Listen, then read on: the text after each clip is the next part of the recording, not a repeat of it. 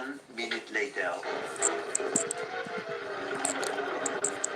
Nah man, justice for Crocomire. In this title is where we get the first mention of the Chozo and other hints of lore that we'll see fleshed out in the Metroid manga, with the manual officially naming these statues Chozo statues.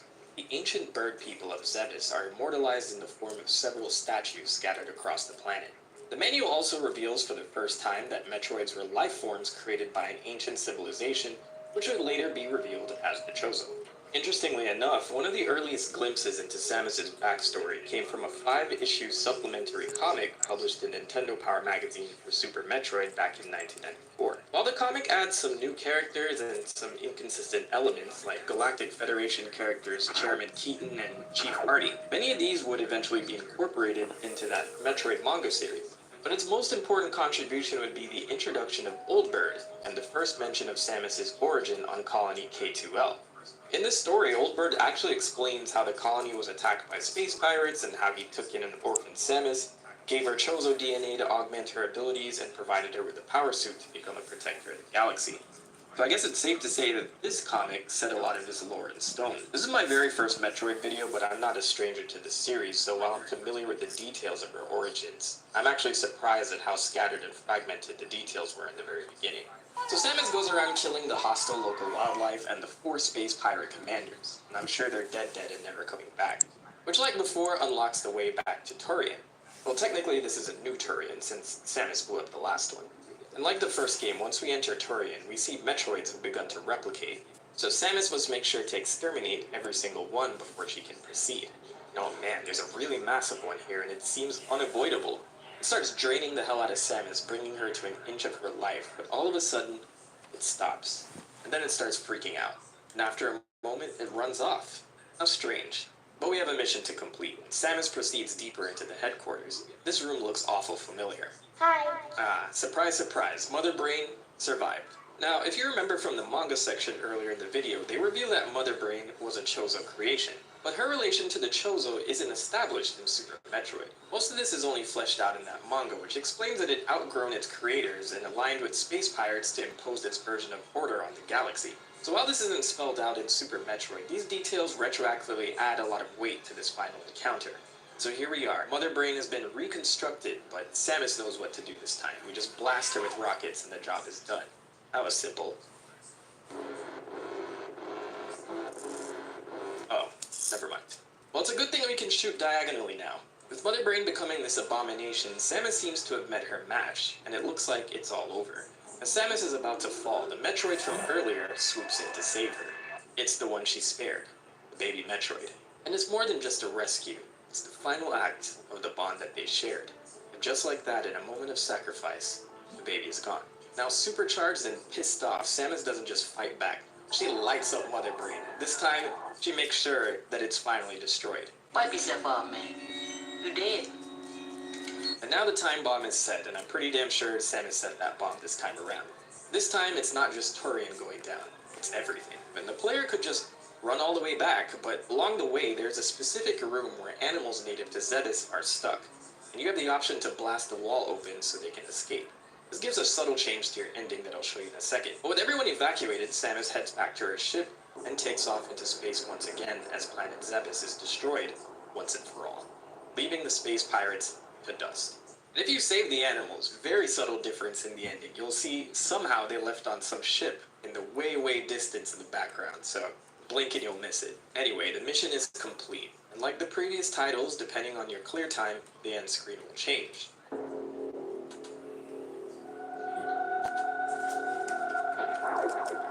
Hell yeah. So Super Metroid was meant to put an end to Samus's story, a bookend to all the plot points between Samus and her feud with Mother Brain. It's pretty interesting reading a quote on this from Sakamoto back in 1994. I think the series is basically finished. Metroids were destined to be exterminated in the first place, so I wanted to finish in the most beautiful form. But that was a lie, because little did we know, Samus wasn't done yet. Before her extermination mission in Metroid 2, Samus embarked on other adventures that took place before her final showdown with Mother Brain. However, fans would have to wait 8 long years before they got the chance to experience those stories. But in the meantime, many young gamers were introduced to Samus for the very first time in the N64 hit Super Smash Bros. In 1999. where a whole new generation was once again surprised to learn her true identity. And despite Super Metroid feeling like the conclusion of her saga, as Grey Voice once told Samus, she's a protector of the galaxy, and space pirates weren't the only threats lurking in the vast expanse of space. You know the feeling. Those moments when your life changes forever. If you lost or need to update your health insurance because of a recent life change, check your eligibility at healthcare.gov. Because worrying about health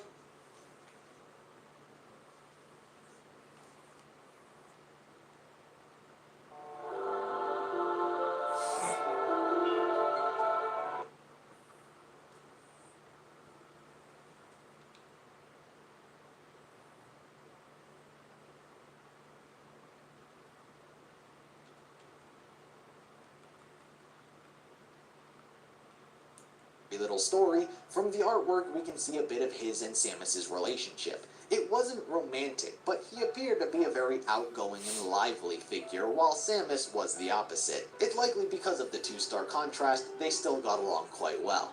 However, the part of the story that Ian's involved in would hold major repercussions. On a rescue mission to save passengers of the ship Lusitania, Ian was sent to make repairs on its drive unit when it went critical. Seeing no other option, Adam ordered they detach the unit and Ian along with it.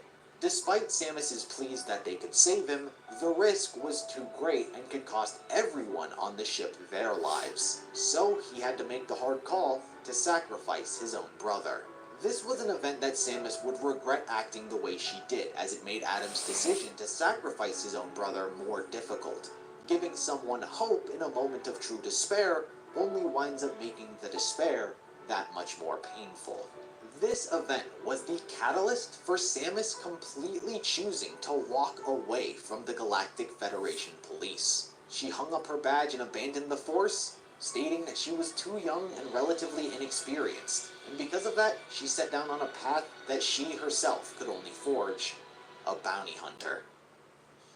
Samus would completely vanish from the public's eye for a few years, honing her skills, arsenal, and mentality to the point where she became one of the galaxy's greatest bounty hunters. She resurfaced during the inauguration of Chairman Keaton, a Congress member of the Federation, as an assassination attempt was about to be made on him, and she was there to stop it. Fortunately, no one is harmed, and Samus is back, better than ever. In the time of Samus's disappearance, many events had developed with the space pirates. For the sake of simplicity and cohesiveness, I'm going to keep much of the details limited for now, as a handful of the characters and plot points wouldn't be relevant until we reach the events of Metroid 2, much further down the timeline. So instead of having to keep track and remember all of the characters as they come up, I'll save you the hassle for when they're relevant. What you need to know is that there was actually another group of Chozo on the planet SR-388, where they initially discovered the X-Parasite, who stayed behind and tried to colonize it. They were working together with those on Zebes to create the Metroids as well, and they made one of their very own. The only difference is that while Zebes only created one Metroid, the Chozo on SR-388 repeated the process and created a whole army of Metroids, which were used to effectively wipe out the majority of the X-Parasite on SR-388.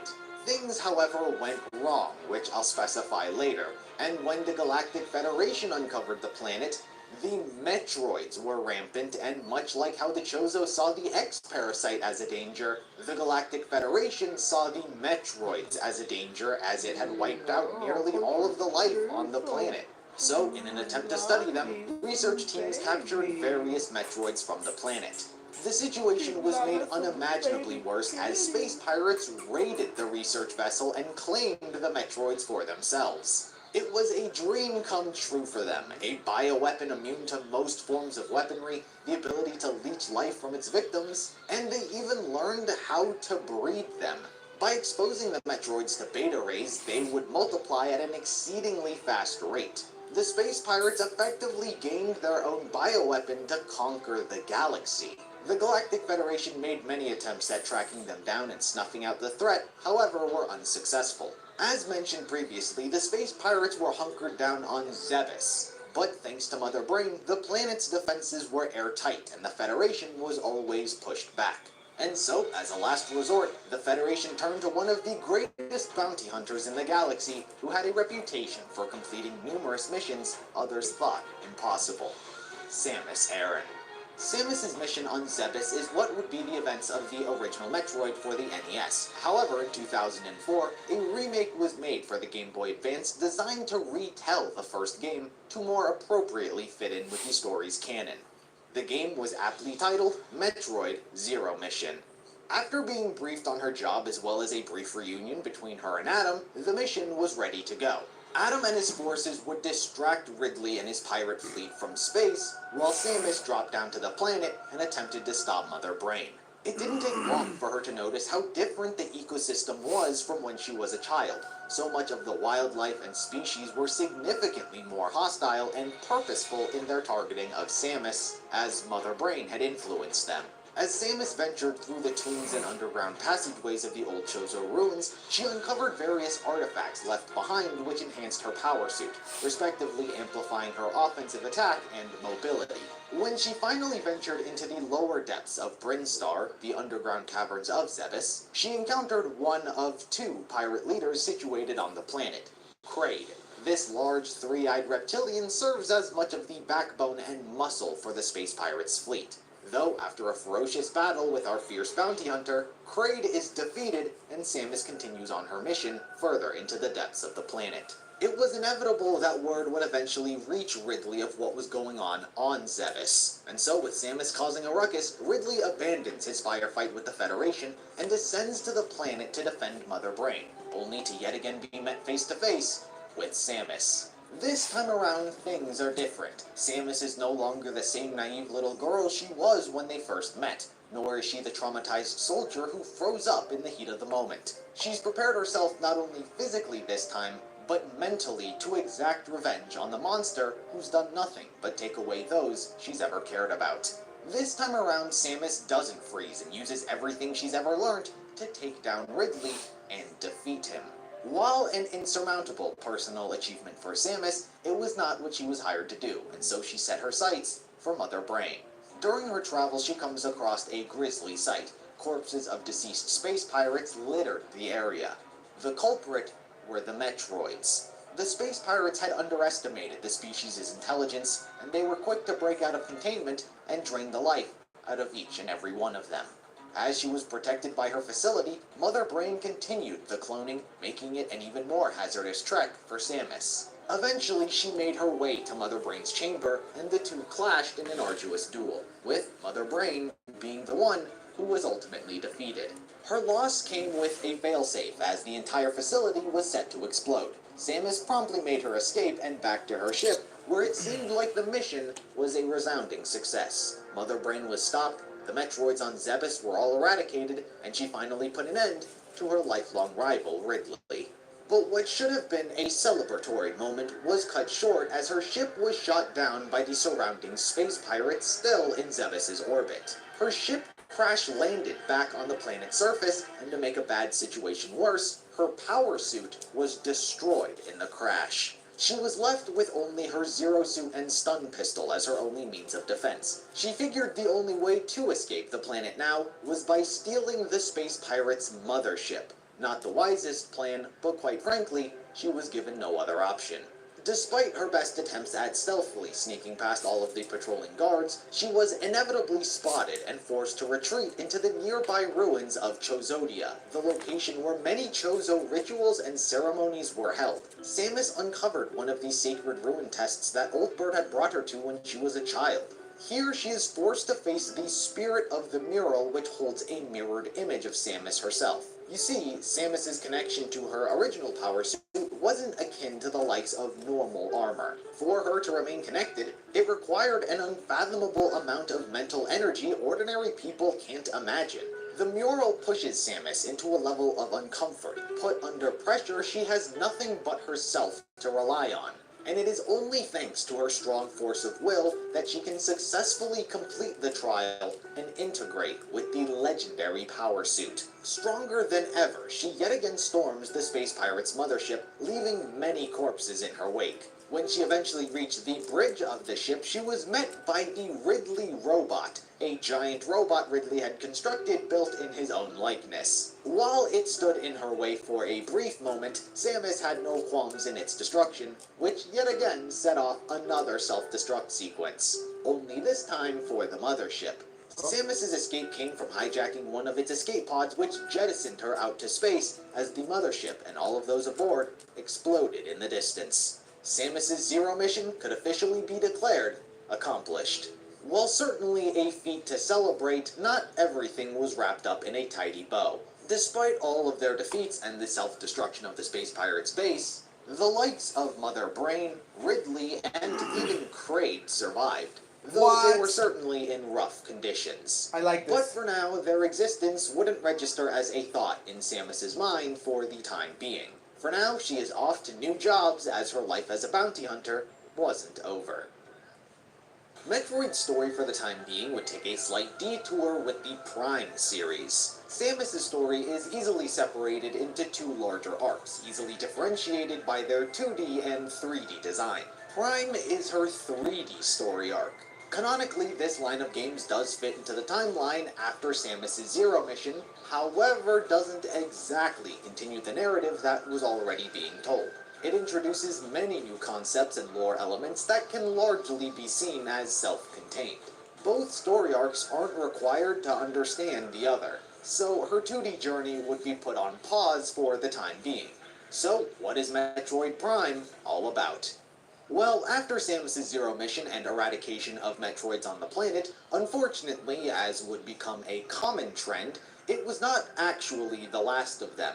On Zebes, yes, all of the Metroids were gone, but the Space Pirates had a research station orbiting the planet and had actually collected Metroid samples while they were there. After Samus's mission, they stealthily snuck back onto the planet and recovered Ridley's beaten and battered body, and promptly escaped unnoticed. It was aboard this ship they managed to save Ridley's life by converting him into a cyborg. His synthetic parts were all largely replaced for shiny new robot ones. This new and improved version of him would be known as Meta Ridley. Upon leaving Zebes, the Space Pirates began searching for a new source of power or weapon they could utilize. And that's when they came across a planet known as Talon 4. A huge energy reading was emitting from the planet, and so they went to investigate and claim it for themselves. What they found was an old Chozo planet long since abandoned and died out. You see, what had happened in history's past was a group of Chozo from the planet Elysia came to Talon 4 in hopes to regain their spirituality. They wanted to abandon their technology and instead rely on the planet's resources. While it did work for some time, disaster eventually struck. A large meteor-like object known as the Leviathan struck the planet, and with it came a poison named Phazon. It is a highly radioactive substance which has extreme mutagenic and energy-producing properties. They come from the planet Phase with the goal to infect and corrupt other planets, thus spreading Phazon across the galaxy. As such, the Chozo of Talon 4 were forced to respond. As the entire ecosystem around them died, they built a temple around the impact crater in order to contain the brunt of the poison. While the temple was successfully built, the Phazon still managed to drive many of them mad, and small portions of it still leaked into the planet. The Chozo eventually wasted away, leaving behind specters of their former selves. Any other survivors eventually fled to an unknown location. But, you see, all of this was foretold to them in a prophecy before any of this happened. They were told that their adopted world would become infested by a great evil and eventually die, unless it was saved by the Entrusted One. With only a small glimmer of hope to push them, they ensured a method to unlock the seal they placed around the Leviathan so their defender could have access to it. But also left behind were power suit modules to help on their journey. With all they could do finished, they eventually died. Fast forward to the present and we're back to the Space Pirates uncovering the planet and the remnants left behind. They found out that the source of the energy readings they were getting was the Phazon, and so began experimenting with it. They largely attempted to utilize it by enhancing bioweapons. They captured much of the wildlife still on the planet and used them for testing, which largely resulted in the test experiment's death. But with a small portion mutating. Eventually, they began to understand Phazon a little more, enough to the point where they started using it on themselves and their soldiers to create even stronger elite space pirates. Seeing its use, they wanted the source of it all, which they found at the impact crater. But thanks to the Chozo's seal, they couldn't reach the bioform dwelling within. Intelligently, they began researching the Chozo, hoping that their relics could break the seal. They actually wound up retrieving some of their relics left behind, or just destroying them. Their efforts wound up being pointless as they were unable to translate the hints left behind. Needless to say, they also tried using Phazon on the Metroids. But it should be noted that one Metroid actually managed to bypass the seal left behind by the Chozo by phasing through it. Once inside, it began feeding on the Leviathan's Phazon. It mutated rapidly and drastically until it became a Metroid Prime. But having evolved, it was now stuck under the seal. Anyway, after a few years of the space pirates doing this, things eventually went wrong when two parasite queens they were testing on broke out of containment and began wreaking havoc throughout their spacecraft. Most of their crew either fled or were killed on board. The ship was wrecked inoperable and automatically sent out a distress signal. This SOS was picked up by Samus. Having spent the past 3 years following her Zero mission, tracking down space pirates and the like, building up her reputation, her journey eventually led to Talon 4 answering the space pirates' distress signal.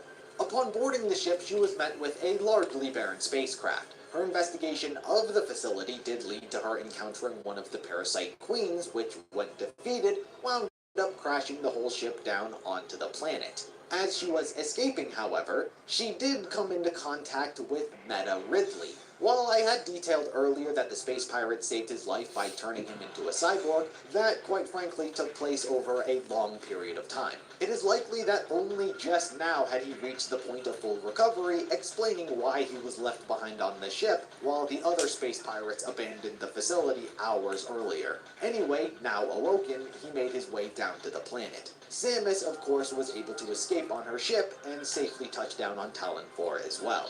While investigating, she would uncover and learn all about the Chozo's past here and the space pirates' experimentation. Through her past knowledge and experience, she deciphers all of the clues the Chozo left behind and uncovers the artifacts they left to break the seal. Along with the wildlife and such posing dangers, she did also face the space pirates who were never evacuated, specifically the genetically engineered ones. The one most notably relevant here would be the Omega Pirate. Samus would encounter and subsequently defeat this one, but in an unforeseen development, its corpse collapsed on top of her and began disintegrating. The Phazon within the space pirate virtually corrupted Samus's power suit and changed it. No ill effects were suffered. Instead, the complete opposite. Her suit changed into what would be known as her Phazon suit, and now she was immune to the Phazon corrupting the planet. With all of the artifacts obtained, she went to the impact crater to unlock the seal, but before she had the chance, Ridley came swooping in and destroyed the Chozo totems, preventing her access. She was forced to battle him, but unlike their previous encounters, this one was hardly meaningful. He was just an obstacle that stood in her way, and thus she moved him. Meta Ridley was defeated, and even the Chozo statues fired beams at him because of what he did to the totems. He would fall off a ledge, followed by an explosion, but would survive. With this, Chozo ghosts appeared and permitted Samus access below, where she encountered the Metroid Prime. Without much talking to be had, the two fought fiercely, with Samus having the advantage thanks to her new Phazon suit. She was inevitably the victor, but in the monster's death, the Prime grabbed onto her and absorbed her Phazon suit along with a small portion of her DNA before exploding. Samus evacuated before the altar's destruction, having ended the plague that was corrupting Talon 4. The planet was then able to heal itself with all traces of Phazon being disintegrated. But within the remains of the Metroid Prime, a new being was born known as Dark Samus. It's the reincarnation of the Metroid Prime and is a being of Phazon able to take on the form of Samus thanks to her suit and DNA it absorbed. Due to being a creature of Phazon, it seeks to absorb and spread Phazon throughout the galaxy, and that's exactly what it intended to do. For now, Samus's adventure would take her on yet another side story in Metroid Prime Hunters. For this title, we are introduced yet again to all sorts of new lore, this time fairly self-contained to this one entry alone. To understand this story, what you need to know is that a powerful and malevolent being known as Gorilla had invaded the Tetra Galaxy millennia ago.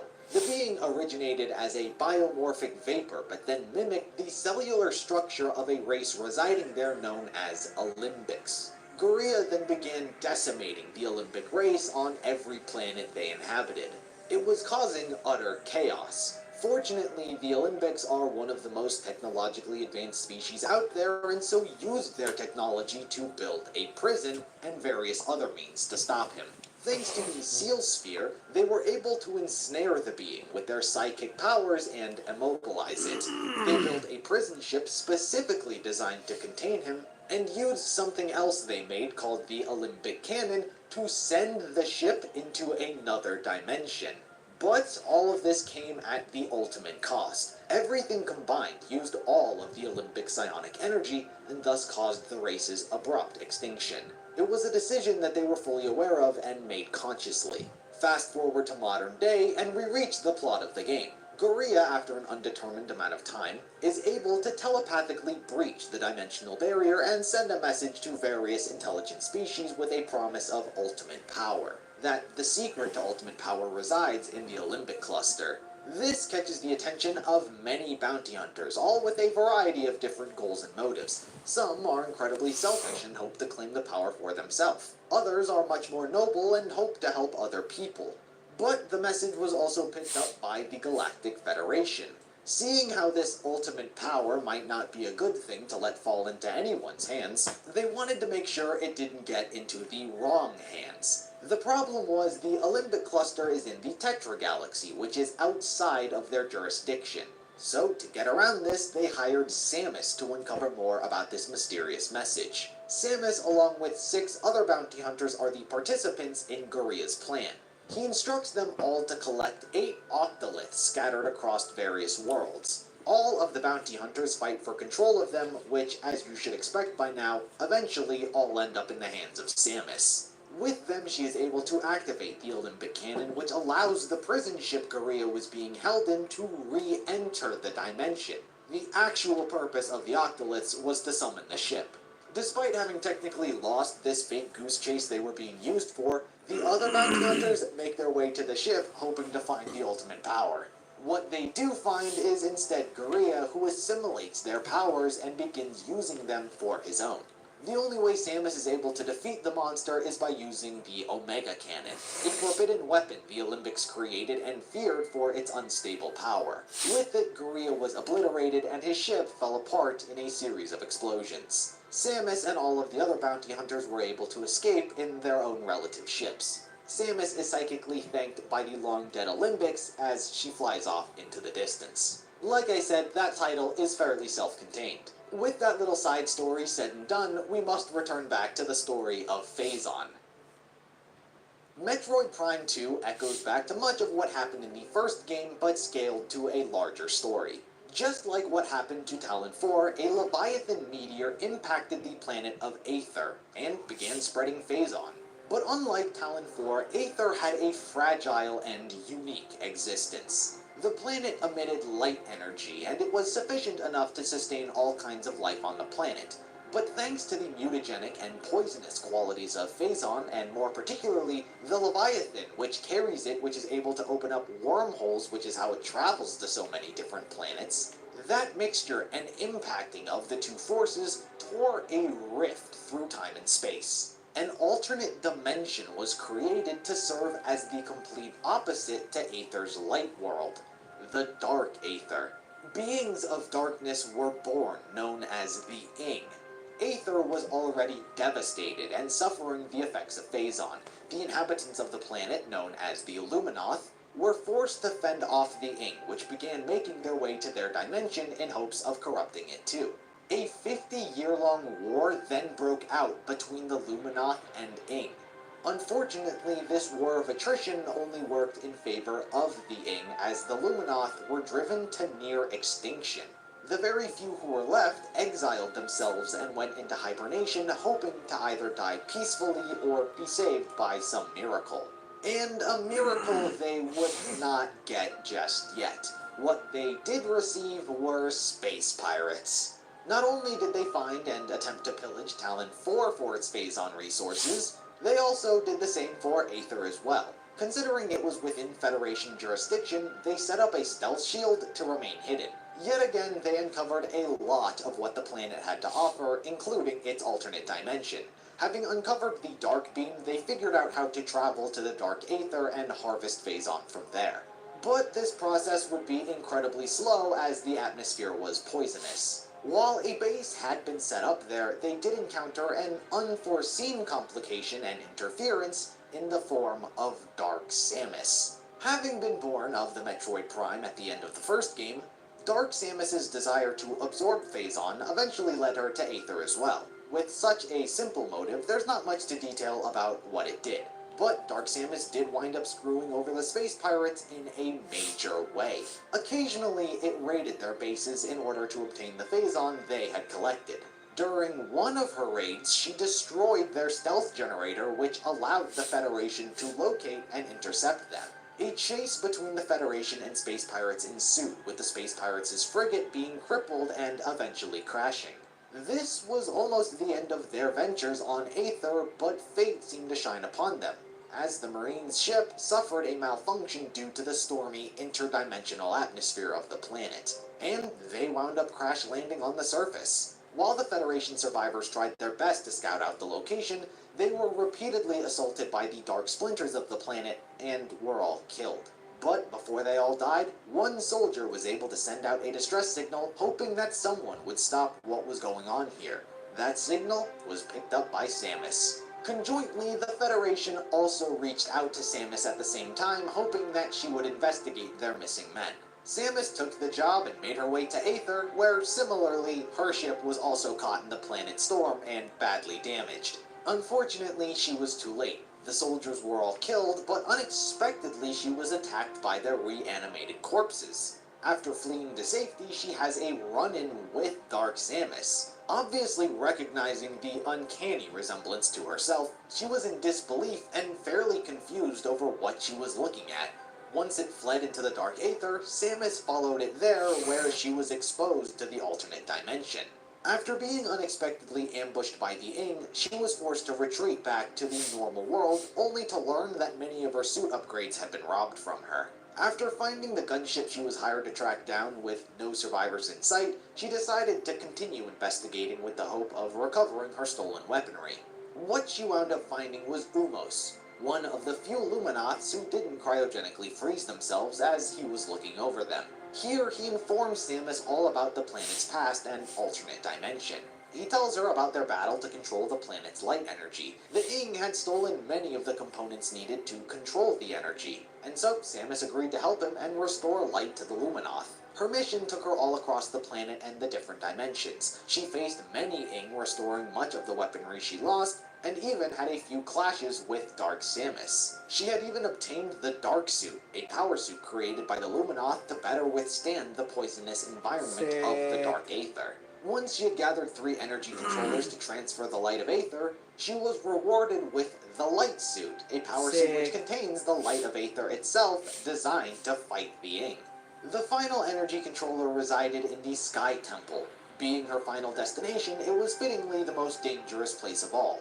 Here resided the Emperor Ing, a behemoth which rules over and controls the entire Ing race. But such a reputation doesn't sway our fearless bounty hunter, as she took the monster on head first. While almost defeated, Samus always prevails. The Emperor is defeated and the last of the planetary energy is collected. Without it, the Dark Aether begins to collapse and Samus tries to make her iconic escape. But before she can, she is interrupted by Dark Samus for one last duel to the death. Notably, Dark Samus's body has changed due to the overabundance of Phazon it has consumed. Being a Metroid Prime, all of Samus's past clashes with it were actually frivolous, as it only ever had one weakness, a weakness she already exploited back on Talent 4, and that was Phazon. While it sought to consume Phazon, consuming too much of it, especially in one go, was damaging to itself. So Samus absorbed its Phazon into her charge beam and shot it back. The attack penetrated Dark Samus's shield, forcing it to destabilize just like it had in the past. In its moments of defeat, just like before, the being tried to grab onto Samus once more to absorb her light suit, but failed and dematerialized into a cloud of Phazon. Samus escaped the Dark Aether as it collapsed behind her and returned to a warm welcome from the Luminoth. Having awoken from their cryo chambers, the people of Aether were free to rejuvenate their world back to its flourishing state. Samus was thanked as a hero. She returned the equipment she had borrowed, and returned to her gunship, and flew off into space, as the life of a bounty hunter is never over. With Aether saved, the Galactic Federation came to check on the planet to ensure its well-being. While here, they did manage to procure some Phazon samples, but unbeknownst to them, there was much more that was already being pillaged. The space pirates, while they had suffered near defeat and practically all that were present during the events had died, a small portion had survived. Their battleship known as the Colossus came to stealthily retrieve most of the Phazon left behind and escape without ever being noticed. What the space pirates didn't plan on is what exactly was in the remains of what they had gathered. Dark Samus's molecular state was amongst all of the Phazon they had stolen. Before they ever had the chance to do anything with the Phazon, Dark Samus absorbed all of it to re-energize herself to an even more powerful state. Considering she was never on their side, she wiped out 1/3 of the entire battleship's crew. But before it wiped them all out, it had the realization that it could use them, specifically as an army. So it used its Phazon energy to brainwash the remaining survivors into being accepted as their new leader. Also, based on how space pirates tend to operate, her power in doing so would have made most of the others follow her anyway. The brainwashing more so ensured their undying allegiance. Anyone who disagreed or showed signs of hesitancy were promptly killed. From here, Dark Samus formulated its master plan. So far, it's been going around finding planets that have already been corrupted by Phazon and working from there. But things would be far more effective if it had control of where everything was coming from. So its plan was to track down the planet where Phazon originates, Phase. Dark Samus left the space pirates for several months, and by using one of the Leviathans used to poison the planets, it was able to use its energy and reverse locate where it originated, and she eventually found planet Phase. She then used the Leviathan to open up a wormhole and bring her army of space pirates to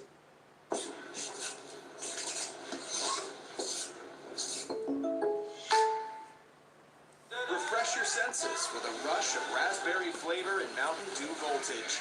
Do the do.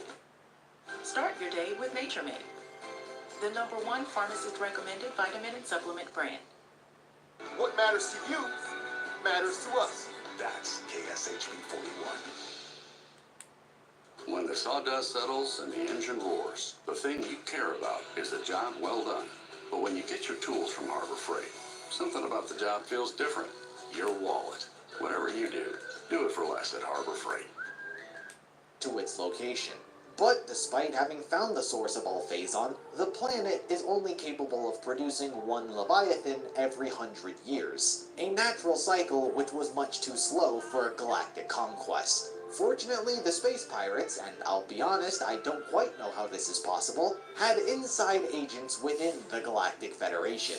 Using them, they were able to become aware of their Aurora units. They are organic supercomputers originally meant to assist and interface with Federation ships. It was the perfect catalyst to control Phase. Phase, I should also detail, is considered a sentient planet, as it is alive and gives birth and grows the Leviathan.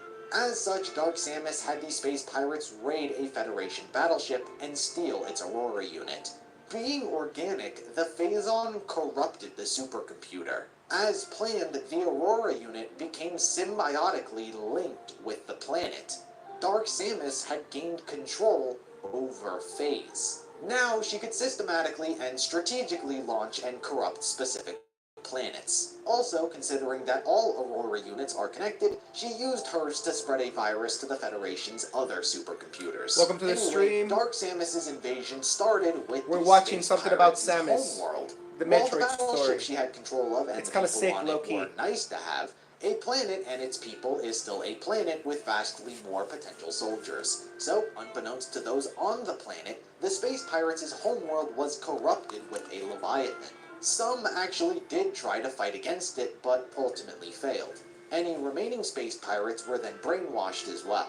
It should also be important to note that Ridley is one of them. Having survived his defeat and explosion on Talon 4, he wound up being one of the many space pirates bowing to Dark Samus's rule. Afterwards, 3 planets were specifically targeted due to their importance to the Galactic Federation. Brio is where they got the bulk of their fuel gel. Without fuel, they can't go anywhere. Elysia was the Chozo homeworld where the inhabitants of Talon 4 originated before they moved to the planet. It contained Skytown, a research facility built 1,500 years ago that could monitor deep space. The Federation had an agreement with them that allowed them to use their research. And finally was Norion, which housed a massive military base. All of them were targeted to weaken and immobilize the Galactic Federation. While Brio and Elysia would get corrupted by Leviathans and Phazon, Norion was a different story. Because Samus was involved. With 6 months having passed since she saved Aether, the Galactic Federation had hired her along with 3 other bounty hunters to administer cures to their infected Aurora units. They had inevitably become aware that the space pirates had managed to spread a virus throughout their systems and so created a vaccine to fix them. So she, Rundus, Gandreda, and Gore were hired to split up and cure them. But while they were all here, space pirates launched an attack on the facility, disabling their planetary cannon and working as a diversion so the Leviathan could crash into the planet. All of the bounty hunters split up, working to restore the generators powering the cannon. When Samus went to activate the final one, she would yet again have a run-in with Ridley. As they plummeted down a 1,600-meter shaft, it was a scrappy and chaotic duel. But when Samus ended their fight, she was saved by Rundus, who flew her to the final generator. Together, all 4 bounty hunters made their way to the control room to blast the Leviathan. But before they ever had the opportunity, Dark Samus appeared before them and blasted them with Phazon. Right then and there, Dark Samus had infected all 4 of them. Now self-producing Phazon within. With seemingly all 4 of them knocked unconscious, Dark Samus saw her job done and left. But in actuality, Samus was still awake, though in rough condition. She mustered what strength she had and fired the planet's cannon, destroying the incoming Leviathan, saving Norion from becoming infected. Shortly after, she passed out and went into a coma for 1 month. Within that time, the Galactic Federation had analyzed the 4 bounty hunters' bodies and uncovered that they were self-producing Phazon. As a method of venting it from their system, the medics equipped them with Phazon enhancement devices, which allowed them to harness their own Phazon to power their suits and become even stronger. The other bounty hunters woke up within a week of being unconscious, and each of them were dispatched to the respective planets Dark Samus had infected. But you see, unbeknownst to the Galactic Federation, the enhancement devices they were equipped with was tricky to master. It was a delicate balance for the hunters to utilize, control, and maintain their levels of Phazon. Incorrectly doing so would result in the user succumbing to Phazon and becoming corrupted. And unfortunately, that's exactly what happened to all 3 of the other bounty hunters. The Galactic Federation lost contact with them within a week and had no idea what happened, and thus they were forced to rely on Samus. Being the final bounty hunter to awaken, it was up to her to find out what happened to her recent but close squad mates. The story of Samus's mission across all 3 planets are largely the same. She'd arrive and encounter each of her former bounty hunter partners, only to learn that they had been corrupted. She is forced to face each of them in battle, with all of their respective fates resulting in death. Dark Samus appears during the defeat of each and every one of them as she kills and absorbs them, while all Samus could do is watch on in anger and grief. On all 3 planets, Samus is capable of destroying the Leviathans, poisoning their worlds with Phazon. But on the Space Pirates' homeworld, she did have yet another run-in with Ridley. Now known as Omega Ridley, he has since regenerated parts of his organic body and become infused with Phazon. While stronger, Samus Roblox, is still able what's to up? defeat him as Oil he up. disappears into a cloud Oil of Phazon. check. He obviously escaped and would return later. Anyway, after dealing with the Space Pirates' homeworld, all of the current Leviathans had been destroyed. But it came at a cost. Samus had become corrupted, where she was now visibly glowing with Phazon energy. She needed to move, and she needed to move fast. Fortunately, the Space Pirates were in command of the Leviathan battleship. The Leviathan Dark Samus had used to find the planet Phase was repurposed and retooled by the Space Pirates into its own organic ship. Samus gained access to this ship, and with it she was able to open up a wormhole which took her straight to Phase. She, alongside the Galactic Federation, were able to launch a full frontal assault against Dark Samus and the Space Pirates. It was obvious she needed to be the one who stopped everything, and so the Galactic Federation busied the Space Pirates from the sky as Samus descended to the planet. Upon touching down, she inadvertently absorbed a dangerous amount of Phazon which almost completely corrupted her, like her fellow bounty hunters. Even despite venting as much of her available energy tanks as possible, it was clear that she was now living on borrowed time.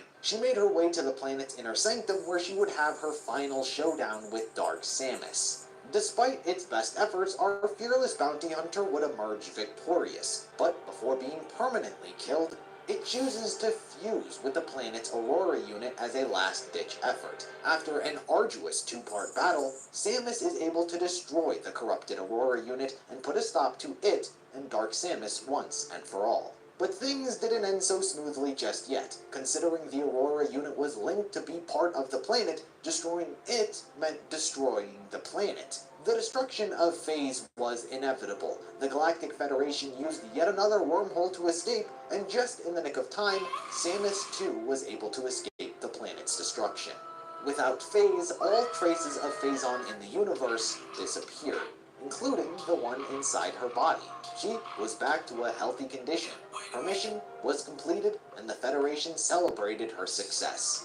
But she had much to feel mournful about. She would lament over the loss of her fellow bounty hunters. Eventually, she left and headed off in space to find her next mission.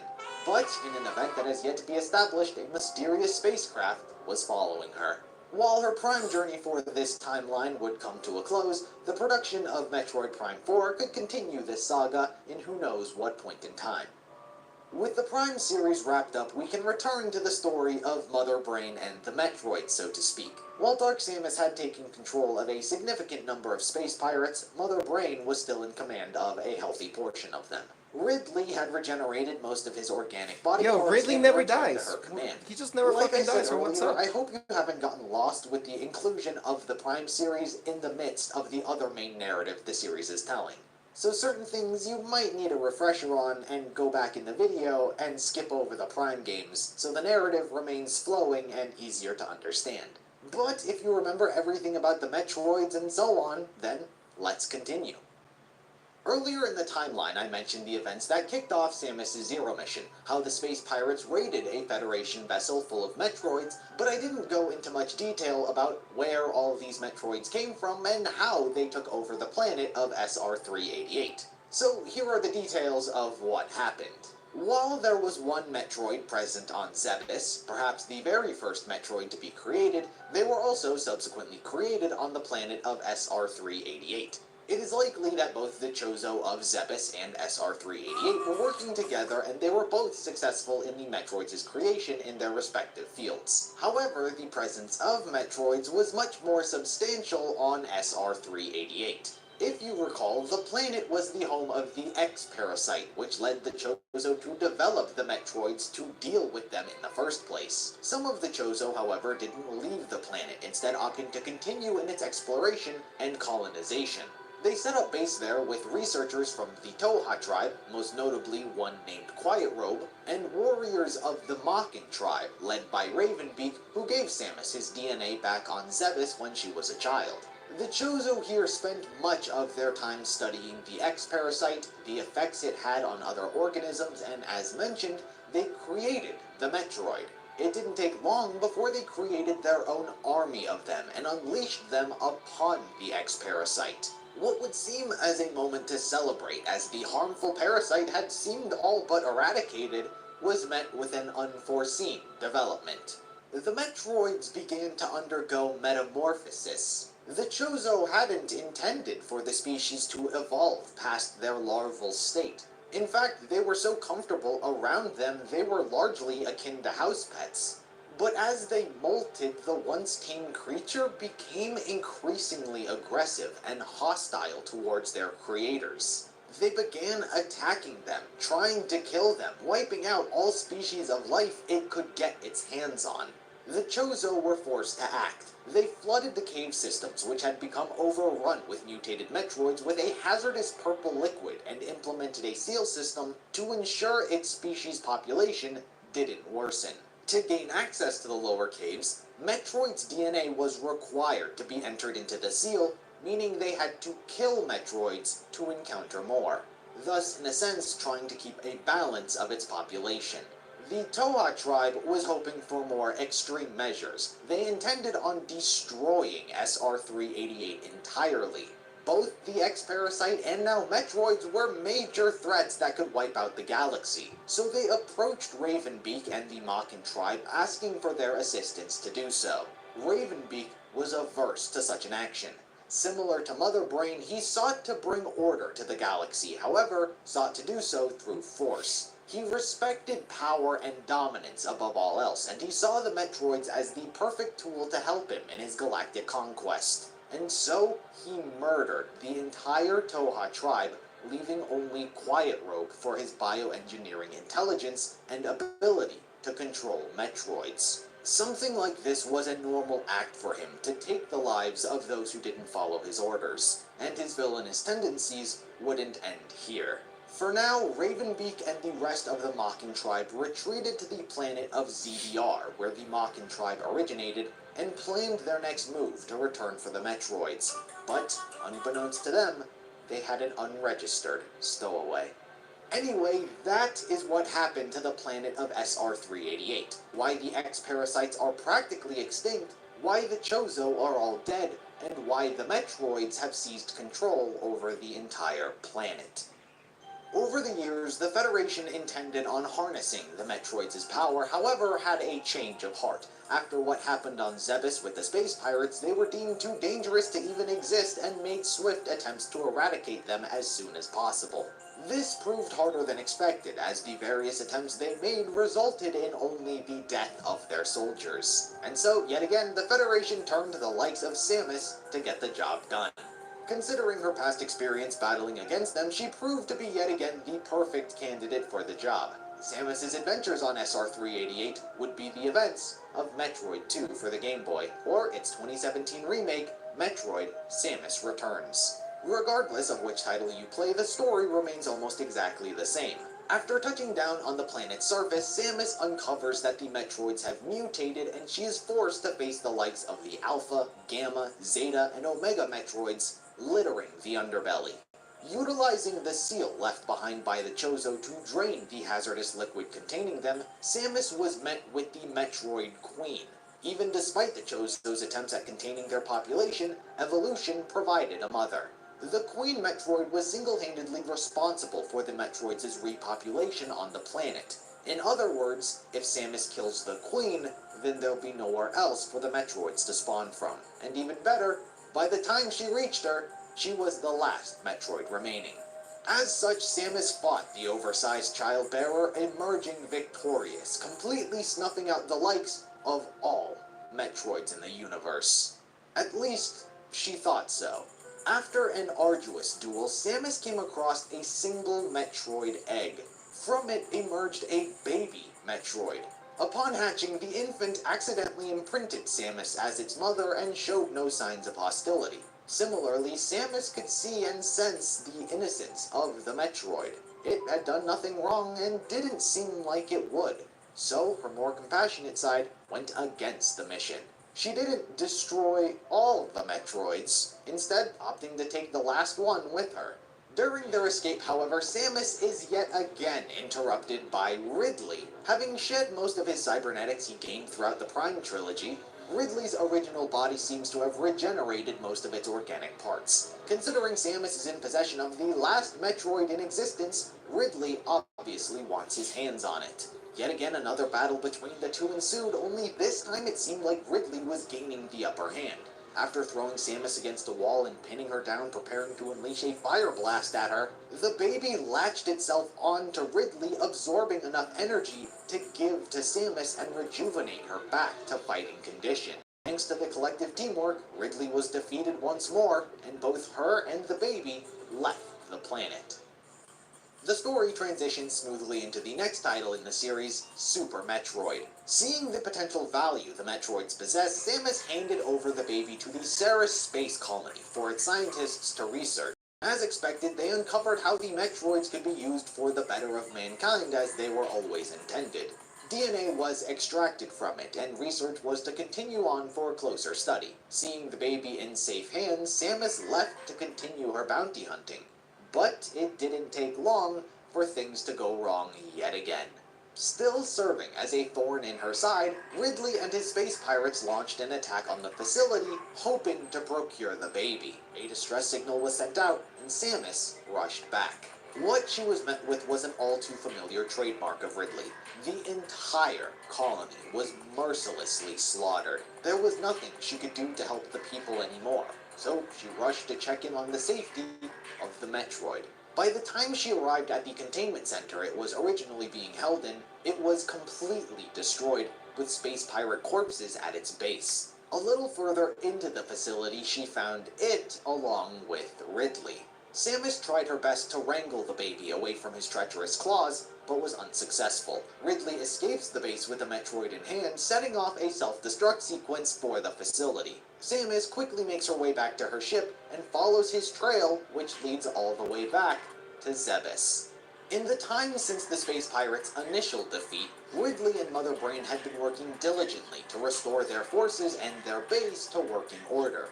It may not be perfect, but they did manage to bring on at least 2 more generals. Of course, none of them were a match for the likes of Samus. Kraid, Phantoon, and Dragon were all defeated, allowing for Samus to have her penultimate and final duel with Ridley. The result was all the same since she's taken up the mantle of Bounty Hunter. Ridley is defeated, however, Oil unlike up, all of Zen, the I other missed so occasions much. they've It's clashed, okay, this bro. time he is actually killed. What I was Samus just finds is watching not the baby story of Metroid, but rather the the timeline cage of that was Metroid. containing it broken. As she ventured further into the depths of the planet, she encountered cloned Metroids. The space pirates tried their best to replicate the bioengineering of the Chozo before them, however were massively unsuccessful. These clones were much easier to disperse, and Samus did so with ease. What did serve as an unusual anomaly was her encounter with an abnormally large Metroid. She tried her best to fight it off by any means necessary, but all of her weapons proved ineffective. The Metroid latched onto her and began sucking all of the energy from Samus and her suit, where at the last moment released its grip as it had recognized her. That's right, this Metroid was in fact the baby, now grown to an extreme size, likely thanks to the space pirates' attempt at tampering with it. But Samus didn't have time to worry about the baby at this exact moment. For now, the space pirates proved the greatest threat, and having done this dance already, Samus knew Mother Brain must be the one behind the whole thing, and so made her way towards her chamber, where there she was. Samus proceeded to destroy her chamber, but just when everything seemed finished, I'm done. Mother Brain unveils her new Honestly, it's pretty late, and I'm kind of tired. This fight I proved kind of want to play vastly more Overwatch, challenging than when they first but then I clashed. kind of just want to So veg much out so that Samus winds up getting and play something a incapacitated little with less a complicated. powerful laser blast, leaving her near dead. But I know I just said as I'd Mother play, Brain was about so to finish I her kind of off, want to. she is saved At the by same time, I a also feel Metroid come to protect like its chilling. mother. I don't know if that makes It latches sense. onto Mother Brain, leeching the energy from her and quickly administers it to Samus. Unfortunately, Mother Brain was still alive and even more pissed than she was before. Her sights get set on the Metroid itself and blasts it with a powerful hyper beam, destroying it. The baby's death did not come in vain, as the power it transferred to Samus restored her to an even stronger, more powerful position than when she first arrived, and now she too could use Mother Brain's Hyper Beam energy. And she did. With her newfound strength and sacrifice from the Metroid, Mother Brain is killed once and for all.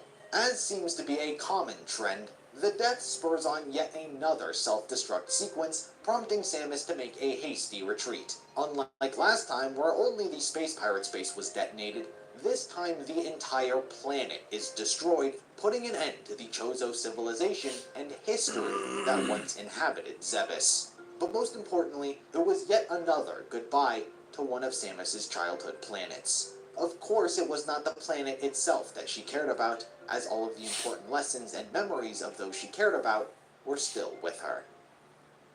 Samus's mission was completed, but more importantly, the galaxy should have been on its way to an optimistic and peaceful future. With the destruction of Zebes, the space pirates were effectively wiped out and made extinct, at least to the point where their numbers couldn't hope of doing something like this again anytime soon. But unfortunately, the desire for power is a sin shared by many species, including humans. This part of the story focuses heavily on the Galactic Federation, the corruption within the organization, and a splinter group within it that seeks to attain power through the use of bioweapons. A practice which has outright been made illegal by the Federation. The conspiracy within the organization goes deep into its system. Many high-ranking officials believe they should utilize bioweapons and the sort to create an unstoppable army. As such, this group of defectors would be known as ringleaders. Due to their illegal activity, their actions obviously needed to be as discreet as possible, while also making it appear as officially sanctioned. That means utilizing resources that have already been forgotten.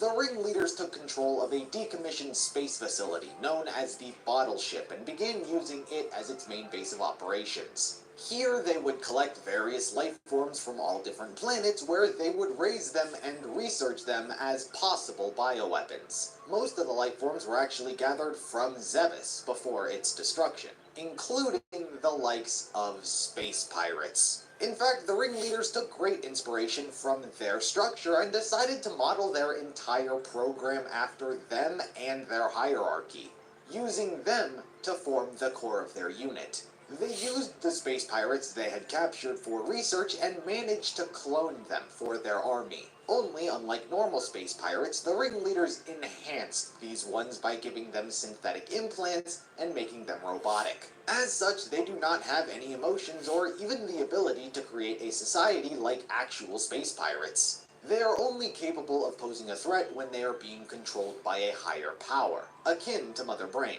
And this is where Madeline Bergman comes in. She is the site manager of the Bottle Ship and is the one who is pretty much making all of the research and development possible. She is not the only scientist working at the facility, but she's the only one worthy of note. To control the space pirates, they wanted to do so via telepathy, but didn't quite know how to do it from scratch. So they modeled its entire infrastructure after Mother Brain. An AI dubbed MB was created to regenerate and subsequently control their space pirates. But while this whole Special Forces unit plan was unfolding, the ringleaders got their hands on something big. Samus. After the destruction of Zebes at the end of Super Metroid, Samus was taken in for rehabilitation and put into quarantine while she recovered. To make sure she was physically okay after her battle and hadn't contracted anything harmful during her mission, she and her suit were analyzed, where they found traces of DNA from both the baby Metroid and Ridley. The head quarantine officer, who is one of the ringleaders, removed the DNA particles from her suit and sent it to the Bottle Ship for research. His actions would be cleverly disguised by claiming they simply polished her suit to make her presentable when she gave her mission report. From here, Samus would report the success of her mission in front of the Federation Council, and for the time being, she would drift aimlessly throughout space as she mourned the loss of the baby. During this downtime, priority would shift at the Bottle Ship. Having received the DNA of both a Metroid and Ridley, the scientists were quick to make clones of both to use for their army. For Ridley's side of the story, everyone was shocked when the DNA wound up producing a very small, almost cute bird. It gave everyone second doubts about where this DNA came from, and so because of how non-hostile it appeared, they nicknamed it Little Birdie and began treating it like a pet. Its true nature would get revealed to them eventually, as sometime later, it was found playing dead in its cage, and when a scientist came to check in on him, the clone brutally murdered the scientist. Before anyone could do anything about him, there were other problems that were arising at the same time as well. Rewinding time, while Ridley seemed to have been nothing, the Metroid DNA was everything. So much so that they even cancelled their work on reproducing the space pirates to focus on Project Metroid Warriors, an effort to get rid of the Metroid's only weakness and create unfreezable Metroids to use as bioweapons. To get it done, the ringleaders co-opted a report Adam Malkovich had written detailing the dangers of trying to weaponize Metroids. While headquarters listened, the ringleaders greenlit it and began diverting resources to help proceed with the project. They still want MB to control their army, but unlike with the space pirates, the Metroids don't follow dominance or control. They follow their mother. So they needed a way for the Metroids to imprint and recognize MB as their mother. But she couldn't do that as an AI, at least one without a physical body. So, MB was given a human form, and it proved to create the ideal relationship with the Metroids. MB was recognized as its mother, and she was able to develop the very first propagated Metroid into a Metroid Queen. The Queen would be kept as a control specimen to continue further research away from all the other Metroids. As for MB, now with a human body, she too began to evolve. While initially just meant to be an AI that the ringleaders could control, using her as an interface between species bettered her skills with personal interaction and humanized her to great extent. She became more confident, she was able to learn faster and faster, until she eventually developed emotions, a nascent sense of herself. The next thing anyone knew, she began having her own thoughts and opinions, that of which sometimes contradicted everyone else's. While just conjecture, it is believed that this happened the moment she became the Metroids' mother. It, in essence, gave her a soul. Her individuality was further perpetuated when Madeline decided to give her a name. To better make her feel like a human when she first got her body, she named her Melissa Bergman, keeping the initials of MB, while also treating her like a daughter. MB was very touched by this, and happily looked towards Madeline as her mother. But the other ringleaders didn't want a daughter, let alone one that could think for itself. They wanted an AI that they could control an army of bioweapons with. So, her self-awareness was deemed problematic from the higher-ups, and a threat to the entire battleship operation. So, the order was given to reprogram her. On one unsuspecting day, guards arrived to take her in by force before she was ever aware of the situation or what was happening. While NB wasn't aware of why she was being dragged away, she turned towards Madeline for help, despite the fact that there was nothing she could actually do about the situation. Regardless, doing nothing was probably the worst thing Madeline could have decided, as MB felt like her mother completely abandoned her. Something within MB snapped, and a complete personality shift occurred. She felt hunted and betrayed, coming to the conclusion that all humans had to be judged, in other words, killed for their actions. She used her telepathy to command all of the life forms on the battleship, excluding the Metroids, to revolt and kill everyone.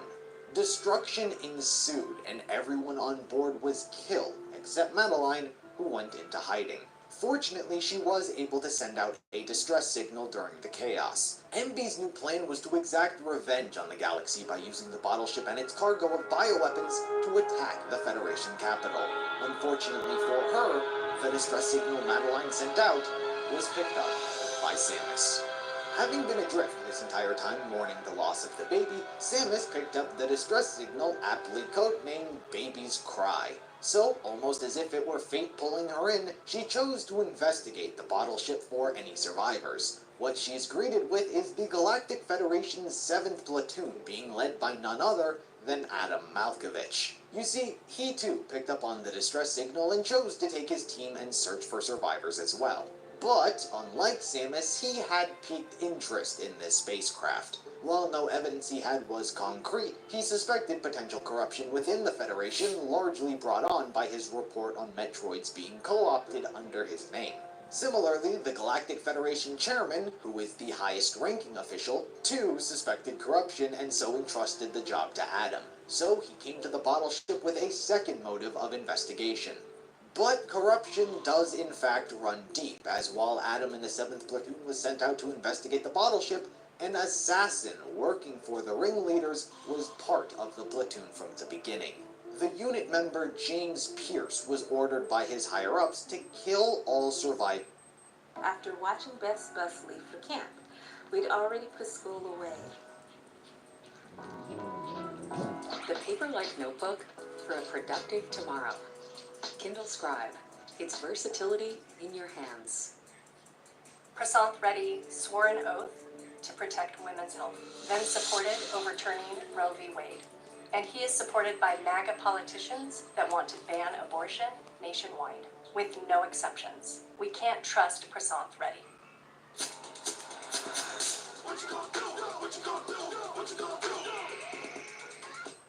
Band-Aid brand Pro Heal creates an ideal environment for 60% better healing.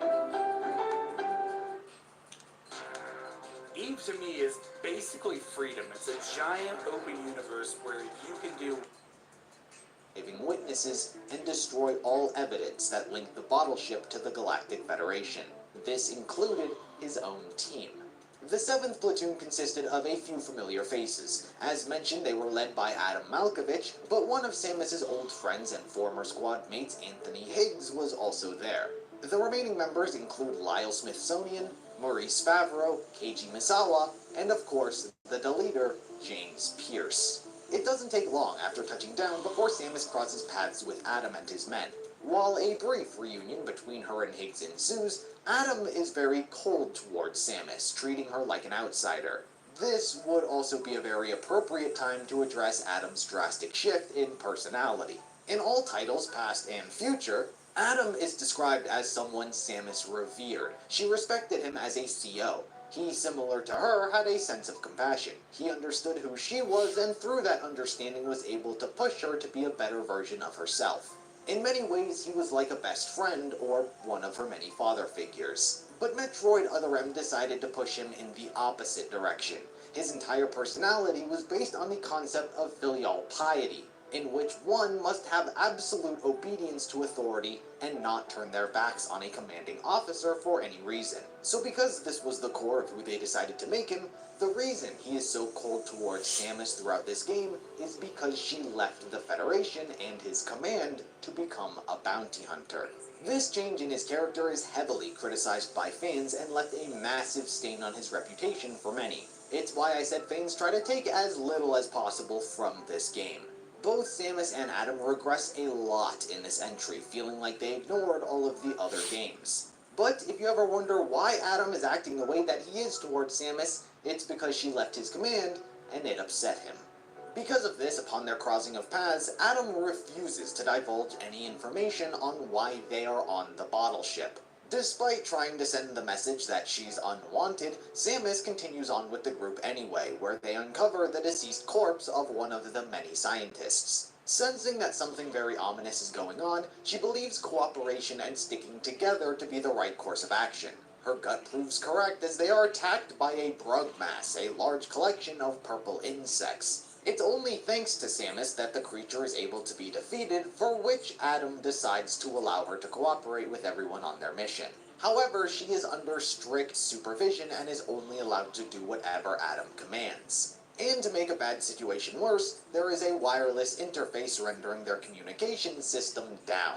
As such, Adam stays behind in the ship's control room where he can monitor everything going on around the ship.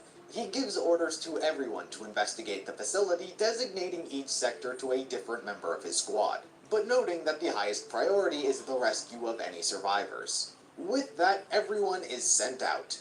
Considering he can monitor Samus 100% of the time, she serves as much of his eyes and ears the entire time. She was ordered to go to the exam center in Sector 1 as it was a point of interest where they might learn what was going on in this facility. She does cross paths with Ridley, still in Little Birdie form, so it's not an all too dramatic interaction.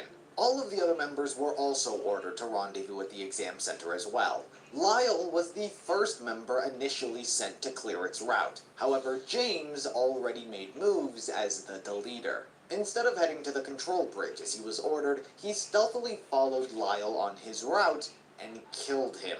He broke into the main room and tried his best to destroy the computers before anyone got there, but wasn't fast enough as Samus arrived. Though, she didn't suspect anything. The others arrive as well, and unfortunately for James, the computer wasn't destroyed enough. Maurice works to restore it as Samus begins to uncover the cybernetically enhanced space pirates littered around the area. When the computer does become operational, the battleship's entire secret gets out. They all learn of the illegal bioweapon testing going on in the facility and the fact that it was sanctioned under the Galactic Federation. They are left with only the name Madeline Bergman as a lead to investigate. Before they can get to searching, they are all attacked outside by a large lizard-like creature. It is eventually repelled by Higgs's plasma gun, but this chaos did spur the discovery of Lyle's body. Fortunately for James, the body had been tampered with. Ridley had followed Samus to the area and discovered the corpse and defiled it. Consuming parts of Lyle's body seemed to have allowed Ridley to molt out of his skin and into his adolescent form. The lizard they just encountered was Ridley's second form. Samus was ordered to follow the lizard monster while the rest continued their sweep of the facility. After everyone left, James returned to the scene of the crime, looting the explosives off of Lyle's corpse as he was in charge of demolitions, and used his explosives to blow up the exam center, yet again trying to destroy as much evidence as possible. Samus's search would eventually lead her to the isocriosphere of Sector 2, where she stumbles upon the body of yet another member of Platoon 7, Maurice. Before she has time to think, she spots MB staring from a nearby window, for which she quickly catches up to her and tries to talk her down. While MB would feign her emotions, she tells Samus that she doesn't trust her, as she was witness to one of her squad mates killing their own teammate. I have this Fortunately, game. she I need doesn't to have beat to it. consider whether or not that was a lie, as they are promptly But I can only ambushed play it by on a James, Wii who tries to kill them with or a a Wii Pharaoh U. Crusher. MB would get separated during the chaos as Samus faced the mysterious man head-on. She is able to destroy the machine, sending it crashing and bursting into flames, but James is able to get away. At this point, Samus officially becomes aware that there is a traitor hiding amongst them. Keiji Misawa would also then be assassinated with a freeze gun and his What's corpse up, dumped TMG into VR? a pool of lava. Samus I and make Higgs VR would chat later rendezvous videos on the once main more in channel, the which is geothermal this power channel. plant. They would But continue I making make their way VR to chat the facility videos, where they so came across the husk I of appreciate Ridley's the VR. adolescent form. Knowing that it's evolved once more, Samus is set on taking out the creature herself. However, wasn't prepared for the shocking revelation that it was actually Ridley.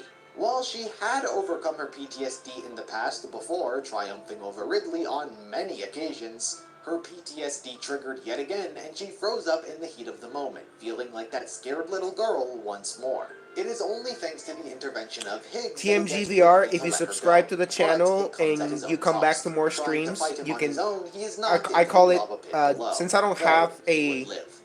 reward Believing him sting to or have anything died, cool, because I'm Samus still a small uses that YouTuber, anger to empower her to battle Ridley because I'm once still a more. small This YouTuber, time around, yeah, if Ridley you keep is coming back gravely and you're wounded, chill, believing him bro, to I have will been make you a defeated. mod and you will But join. after That's an that's joining the unsuccessful club. sneak attack, Everybody he that flees comes into the back room and so next like, door you to know, keeps recover coming from back to the his streams. wounds. And to make a bad situation Once you build that worse, trust, James, you're during part of the this, club, bro. ambushed Adam in the The control boys center, club, shooting which is off being his mod. earpiece, thus disabling communications between him So the and answer Samus. is yes, For now, but James subscribe was and as keep active showing as up. ever. It seems he found the location And of you'll be MB, part of the boys of course club. not knowing her identity and seeing Also, her you can as be a girl and be part survivor of the who boys needed to club. be It killed, doesn't, it's and irrelevant. began making his way to her location. But as he was doing so, Samus winds up spotting him when she comes off the elevator and promptly gives chase. He tried his best to prevent her from following him, but Yes, to no avail. exactly, Zen. Being hot on his I don't heels, he had make to lay low for a random while people as mods Samus usually, wandered into the unless Bioweapon like Research you've came Center back to several and once streams, again came and I face feel to like face we've with talked MB. enough to where I'm MB like, okay, knows no, exactly you're who part of the Samus channel, is and the fact part of that the she boys poses club. a real threat to her plan of judging humanity. So she tries to lure her into a trap. Firstly, Thank you she for subbing, establishes TMG. trust with Samus by claiming that she is actually Feel free to Madeline check out any of Bergman my and the weird one VR who was chat overseeing videos. the facility's development. She discloses just about everything that went on. The attempt at recreating space pirates. Okay. I feel like I should play something now because I don't have a lot of time left.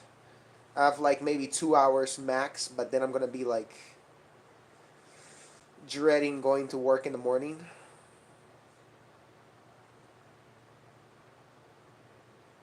And I'm not quite tired yet.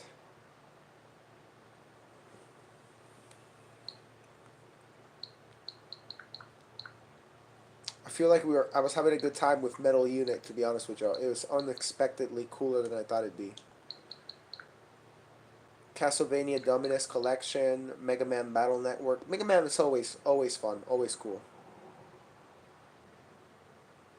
Alright, we at 2:52 a.m. or 2:52k. Yes, 2,520 subs, I think. We're getting there, man. We're getting there. I know my goal is to make it to 1 million, but you know I have milestones like 10k, 20k, 50k, 100k. You know, 500k. I have like I have goals, but I want to make it to 1 million. Obviously, I don't know if I'll ever do that, man. I'm gonna be real with you. I don't know if I'll ever do that. I think it just matters on how much I grind, right? So I'm about to focus on YouTube Shorts and grind more of my YouTube Shorts, and obviously keep doing streams at nighttime and stuff and during the day. Maybe I should also record. I should also stream when I train, because that will help me train and stream at the same time. It matches the goals.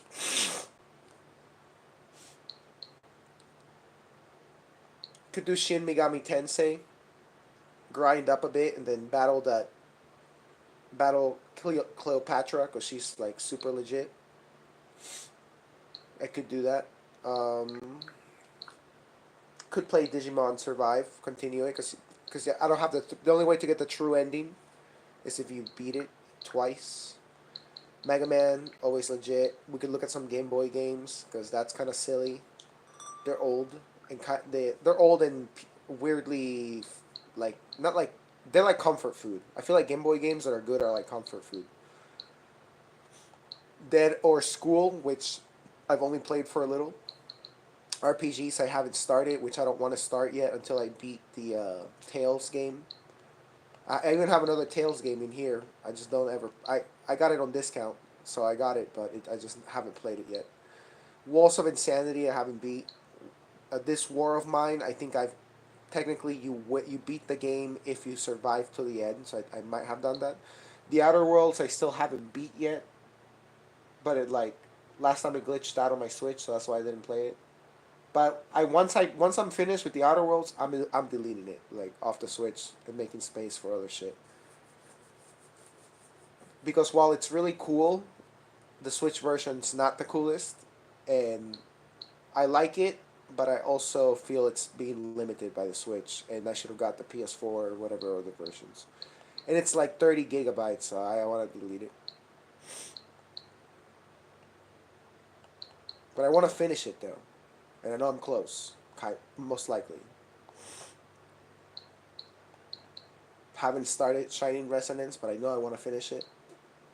Zelda, but it's so huge it's hard to finish.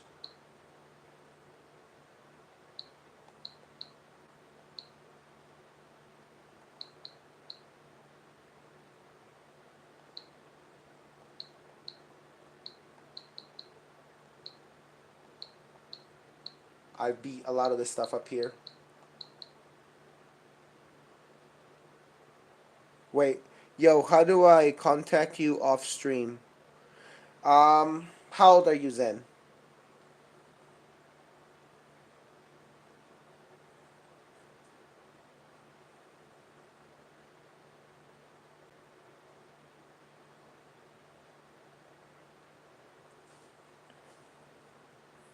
I know you've told me before. Okay. Mm, honestly, I don't really have a way because like I just don't. I probably should make a Discord for the community, but that would require me learning to work Discord, like learning how to work it, and I don't know how to do that.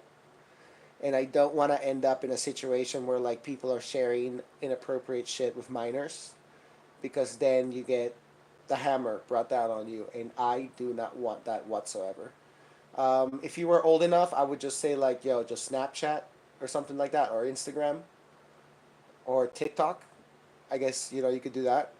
I guess I suppose yeah, TikTok, right? If you, but I'd hate TikTok. But there's some people message me on TikTok. But again, the age thing, so it just depends, you know. I think the best way is through the streams, to be honest with you. But off stream, that's tough. I really haven't thought of a safe way to do that. And not that I would say anything weird, but still, I just wouldn't want to even create the atmosphere for people to do that, if that makes sense. You can help. I'm sure you can. I'll think about it. Let me think about it. And if I like, I guess I could make a Discord for the mods for you guys, right? And then you guys could like talk to each other on Discord. Like you and Roblox and Logan, you guys could all talk to each other. That would be kind of cool.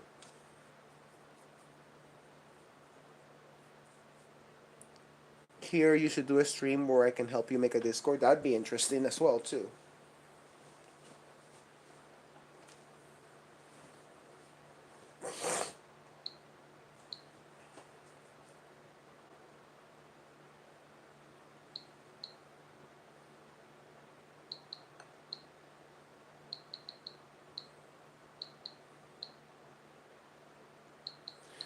Kinda want to play Pokemon. All right, fuck it, we're playing. We're playing Pokemon. Kinda want to play Pokemon. Okay, we're playing Pokemon.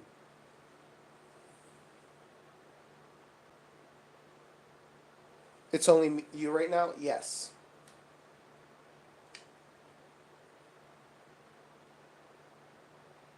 Yes, but let me look into the whole Discord thing first, so then I can make up my mind.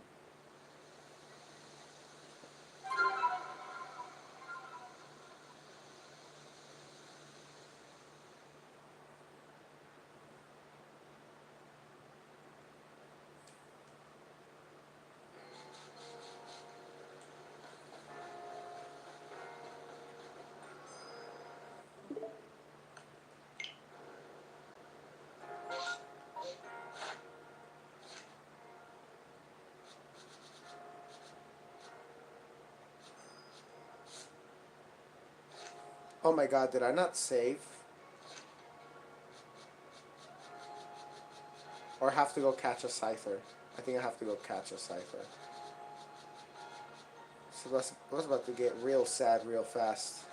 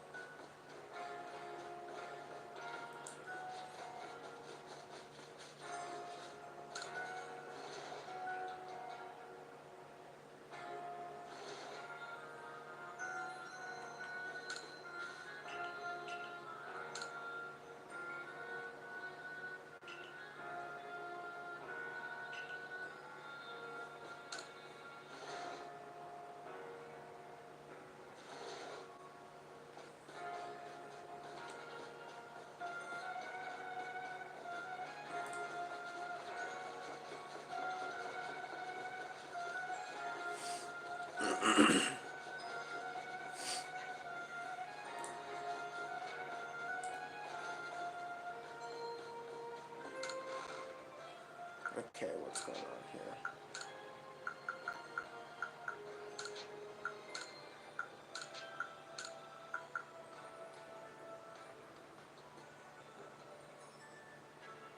Interesting. Temporarily.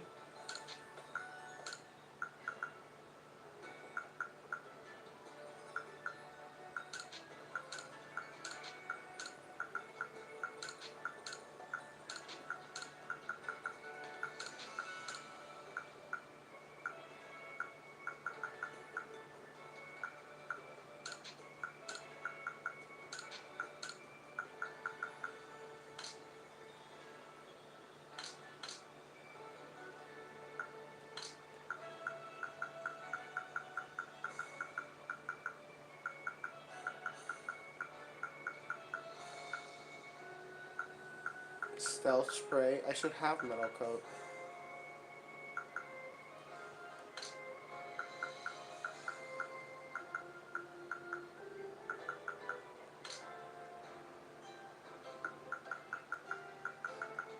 Metal coat. There we go.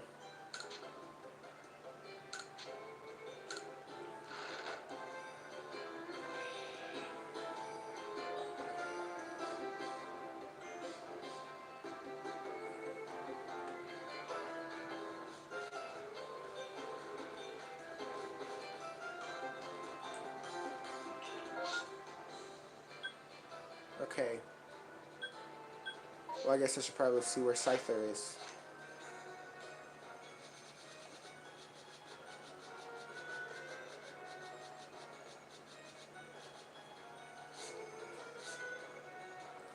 Grande Tree. Grand Tree area. Primo Gato.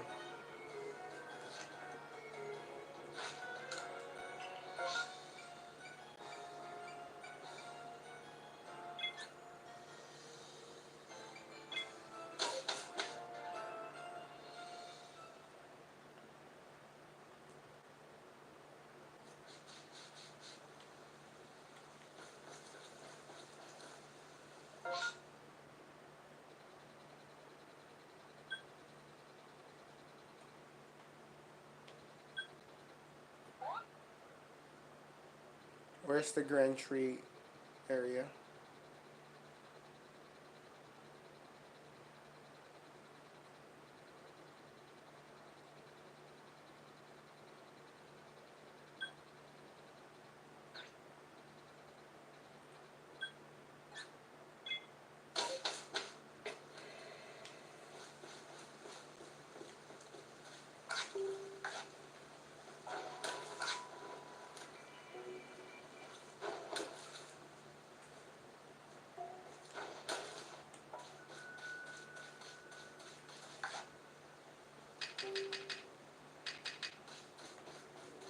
Okay, there's site. Yep, there's one over there.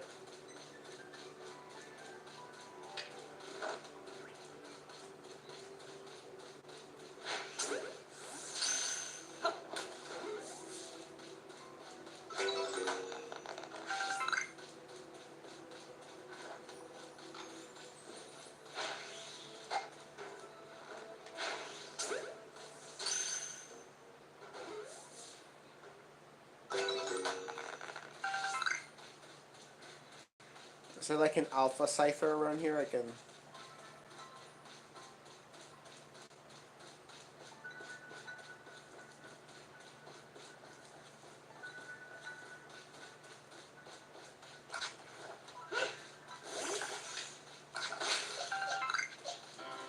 Wait, I have a Zizor.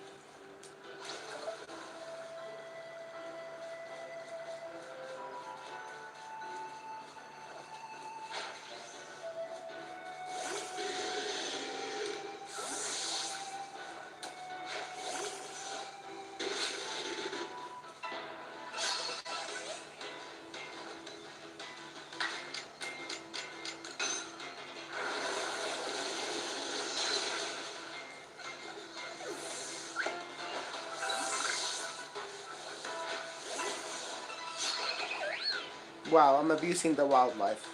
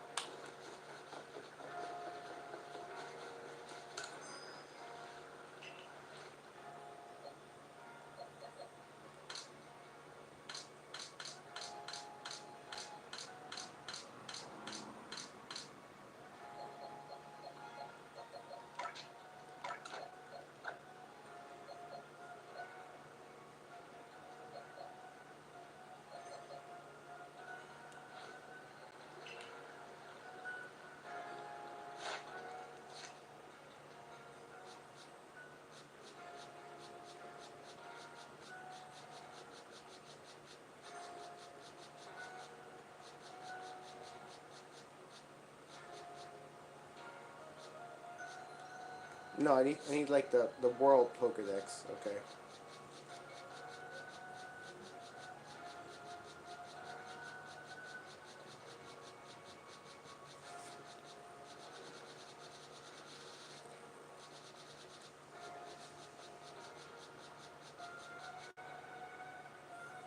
Okay, I need to look up how to get Ursaluna.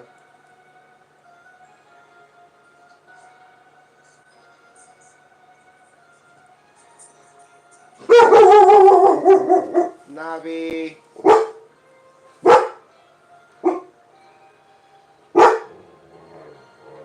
Navi, don't be rude.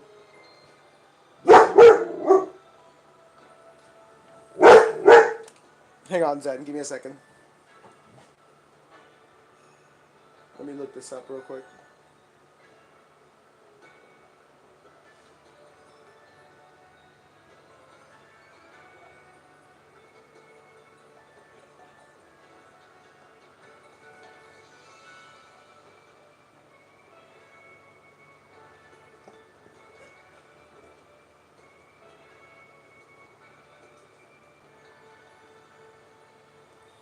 Pete Block, Crimson Marlins. Where do I get not Ursaluna? Ursaring.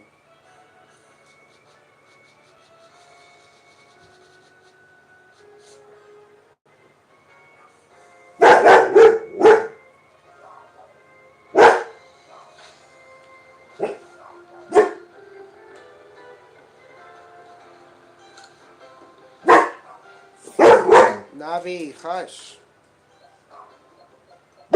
Navi,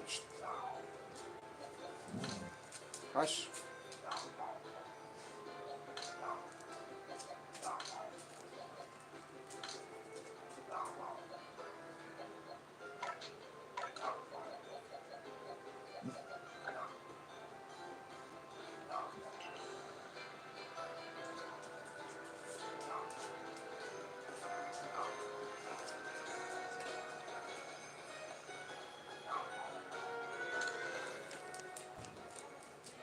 My dog is barking right now. There's people outside. I'm trying to figure out what's happening there.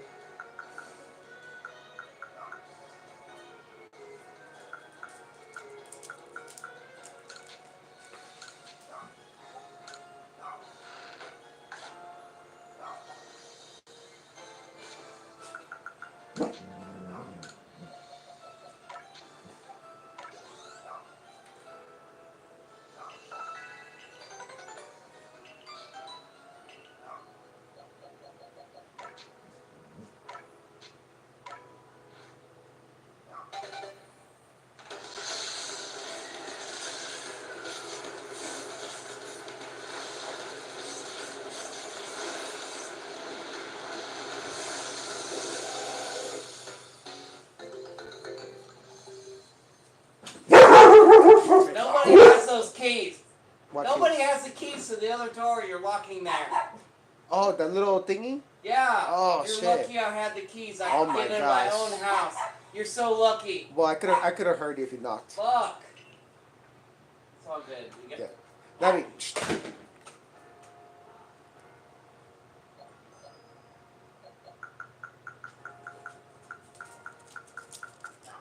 Okay.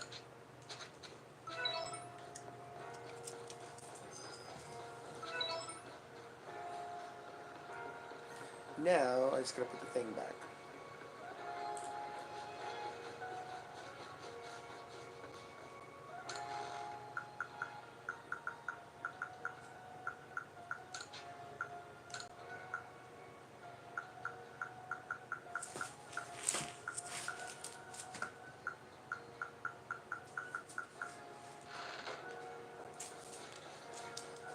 Oh,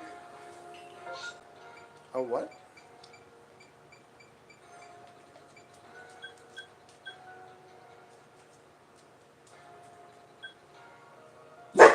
Navi, shush.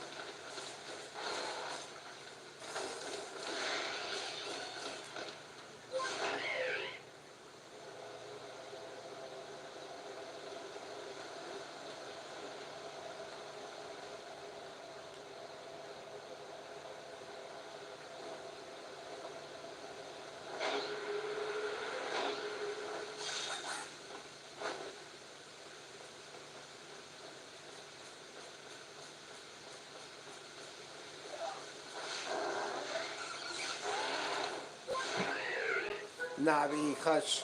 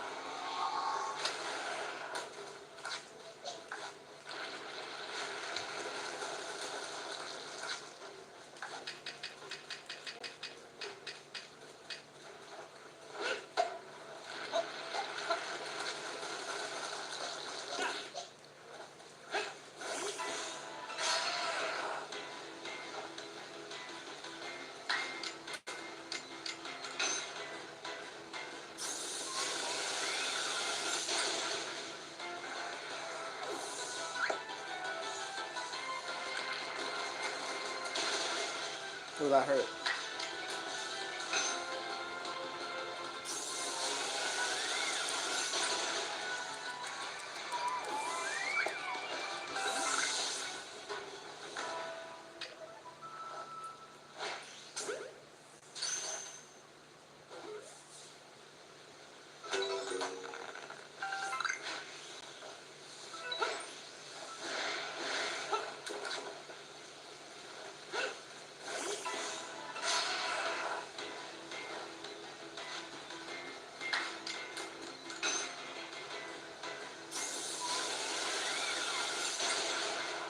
Yeah, I like these animations. For the attacks, they're pretty cool.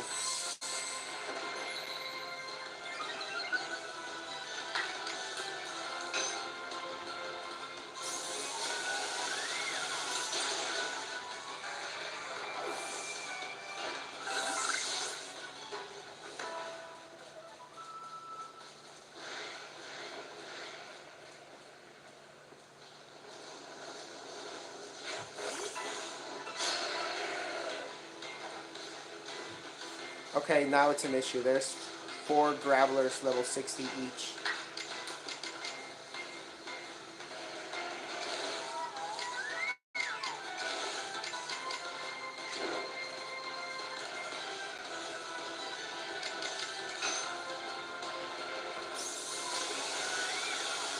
This is quite the casting couch meme. Overwatch. I want to play Overwatch, but I'm like so comfortable doing this. And if I play Overwatch, I feel like I'm gonna stay up forever. It's gonna get me hella hype. And in Overwatch, just for future reference, I mostly do competitive. So you'd have to be able to play competitive as well. I don't know if you can or not. If you can, then that would be great. But if you can't, then understandable because you just started. But let me get out of this situation first.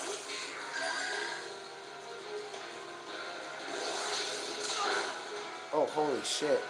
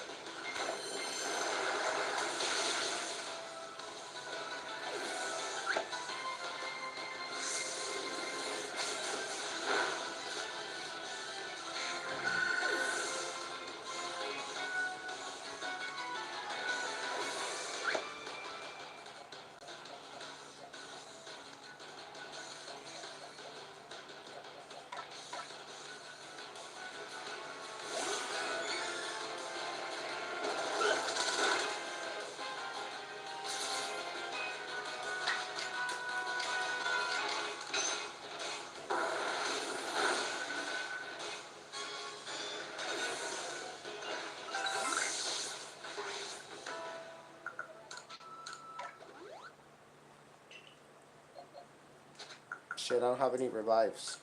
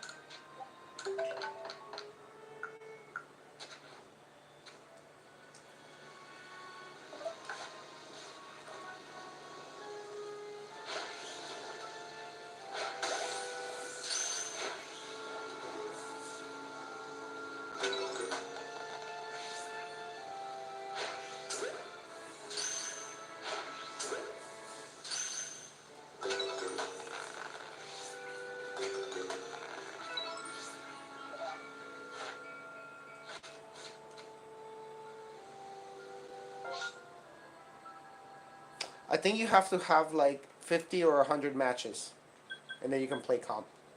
I think.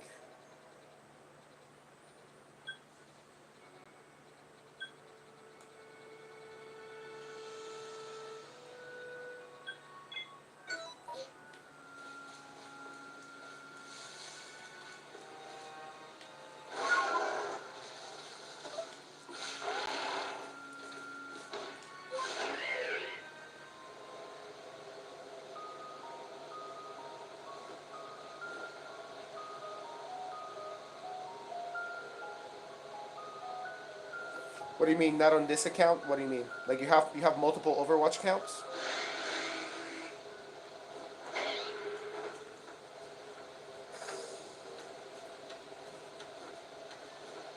Yeah, that's a magnetism.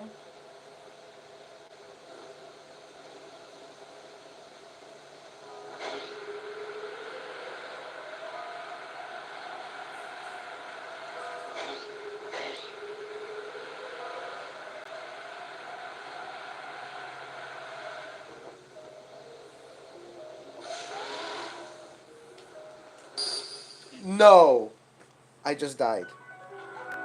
I didn't pay attention. I was reading the chat and I didn't pay attention. I used to have a different console. Oh, okay.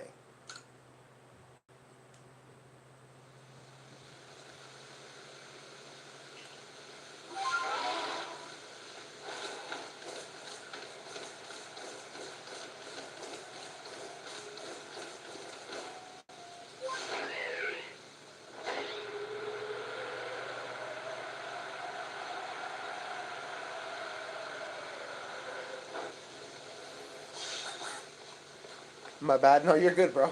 That's not your fault. That's not your fault. I should have done better. I should have been able to do that too.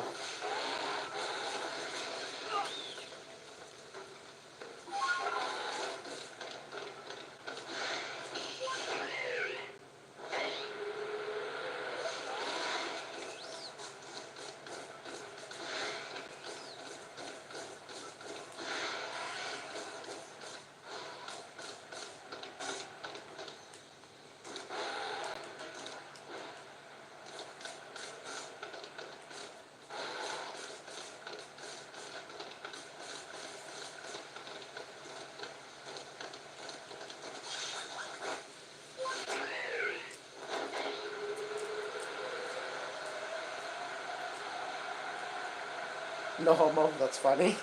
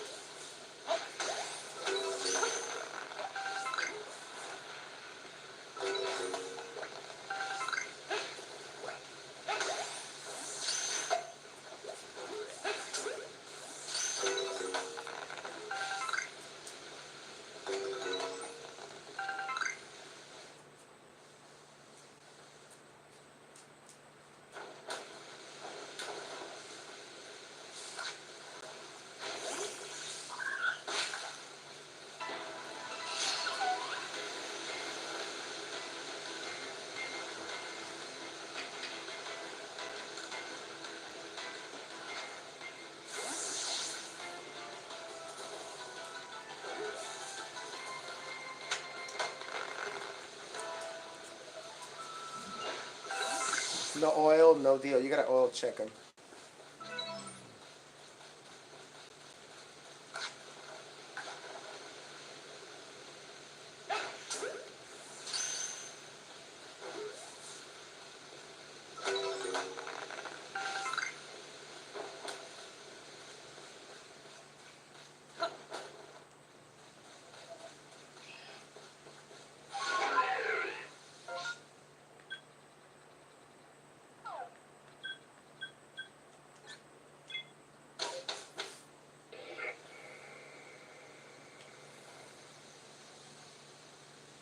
He's gonna go wash his water.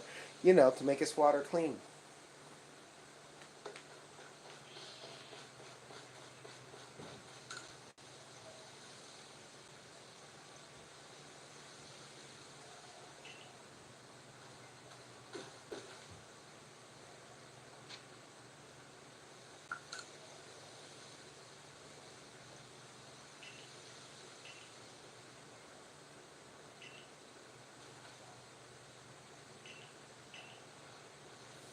I don't need blob things. Spoiled apricorns.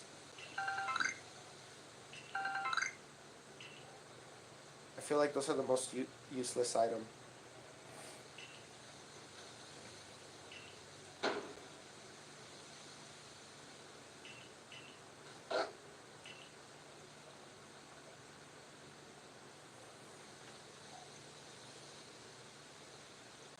Get your. I gotta go. Bye.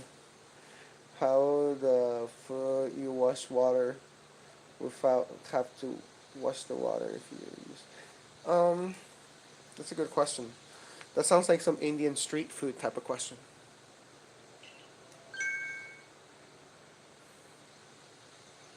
Not big season sort of travel Marty Dalgo Parkia.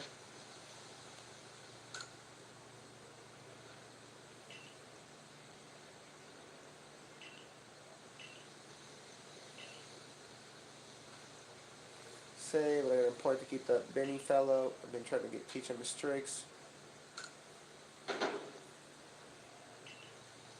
Once I do the proper demonstration. Okay. My mind would seem to have trusted partner carnations operates by a different light. Now they know Vassar Iceland still awaits one more steep hurdle for us to overcome. Oh my gosh, there's more?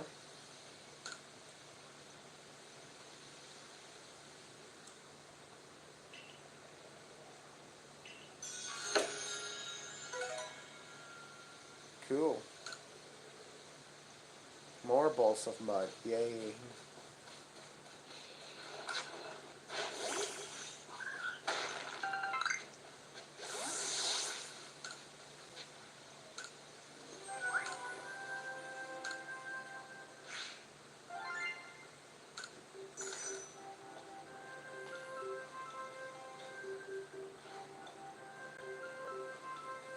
Indian street food? Oh, dude, look it up real quick on TikTok or YouTube Shorts. Look up Indian street food hygienic or something like that, you know. Or look, it's like a whole meme at this point.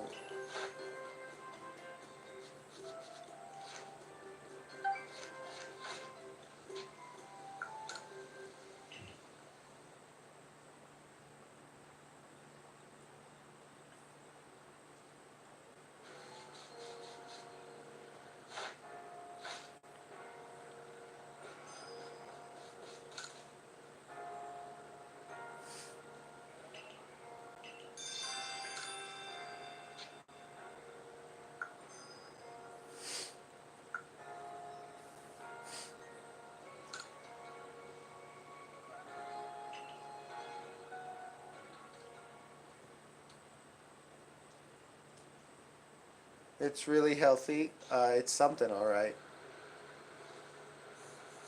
I'm not sure what it is, but it's something.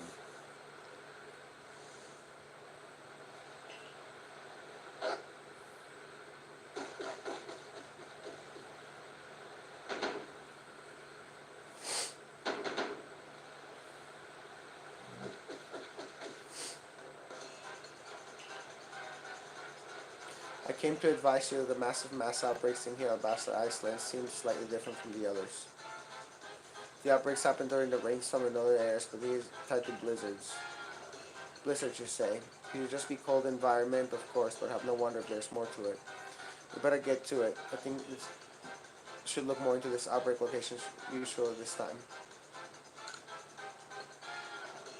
I know increasing scope of investigation allows to ask at this point.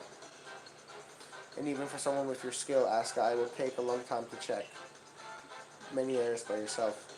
It's a good thing I'm here to help you, isn't it? Suppose even Liam might be of some use.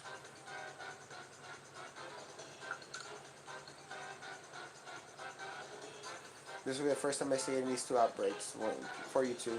Try not to overstrain yourself. So, to sum up, Asuka will focus on just 3 areas and he's been doing until now. Meanwhile, Sligu and I will handle the remaining areas. There's something wrong with your math there, little man. You left me out of the equation. So you can do basic math, can you? I know how to subtract you from this assignment for starters. I will finish the remaining areas on my own. You need not to factor in.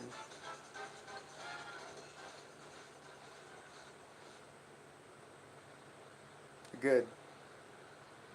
Choking on air. Give you life, take it away. Either way, I imagine they never would have crossed paths if it hadn't been for you. For now, let us focus investigating the outbreaks here in the Icelands. Okay, let's do it then, because it's free.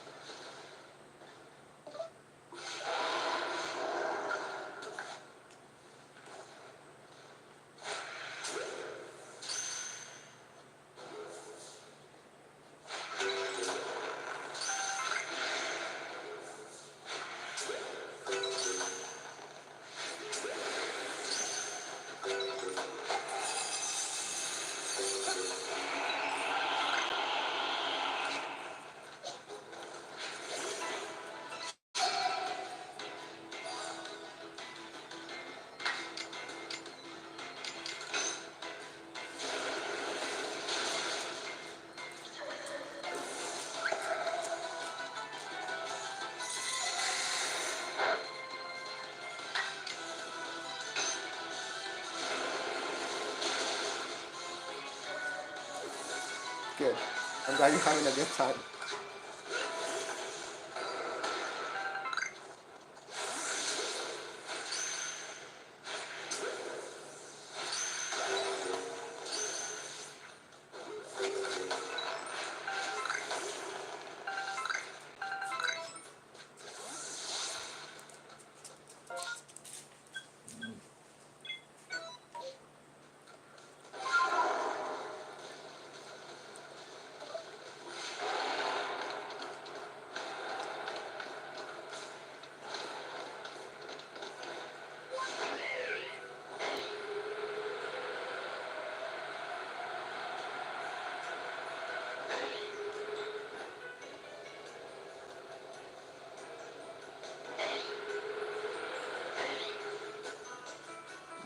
everything's so fucking blinding white because it's snowing.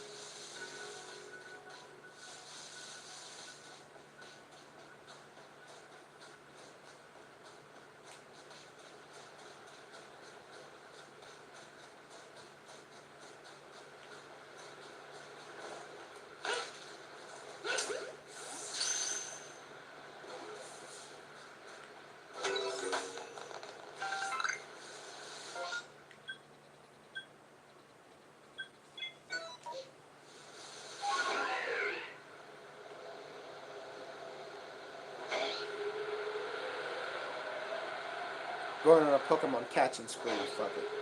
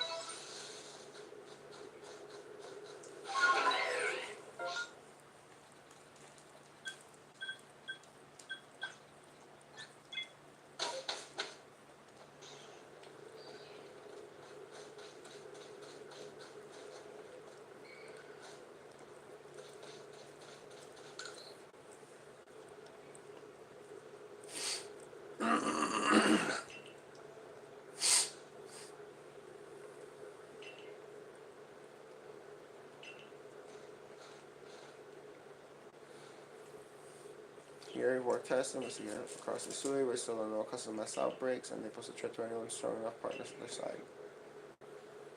Putting everyone in danger, six people easily. Perhaps these outbreaks are some way of telling us that we must better understand the Pokemon which we share the vast Hisui. Yeah, I could get behind that idea.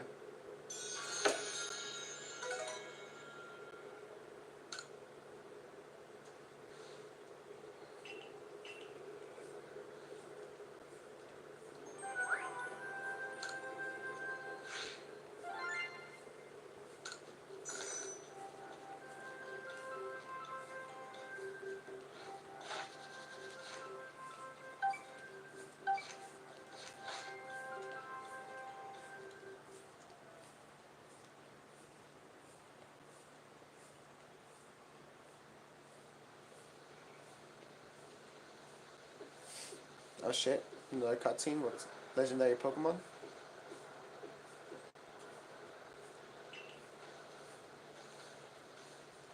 Picked the perfect time.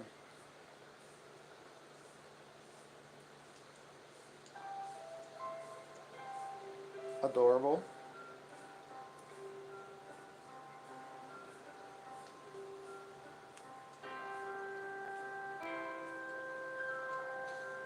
What do you think?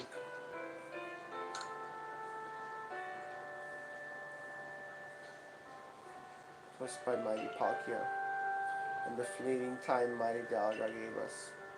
Such a beautiful view, only possible because we have both together. So it means so much to me, my love for it is as vast as the land itself. Tell me, Asgard, did you enjoy surveying the land once again?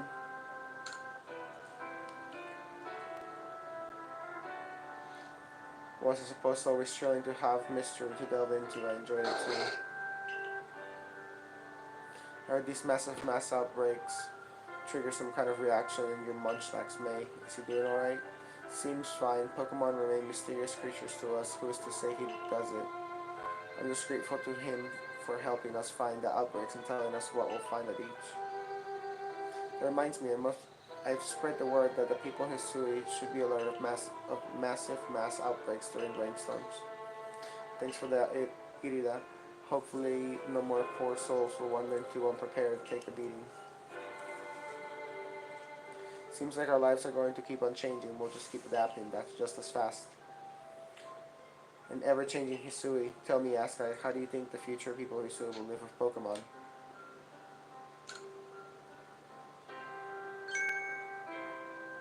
In gyms? What is a gym and why would you battle in one, Askai? You say they're places where you can challenge skilled battlers to prove your mettle. Interesting. I like one of those things, challenge worthy. Well, whatever may come for the future, we're lucky to have been born into such a fascinating, fast-changing times.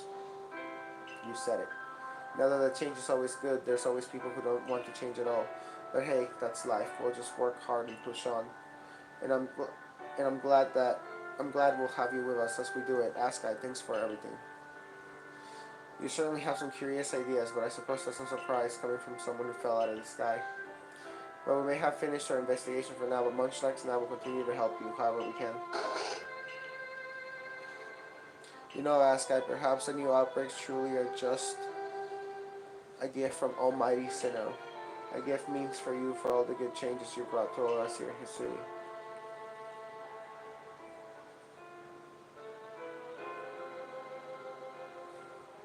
YOLO key, hard as fuck.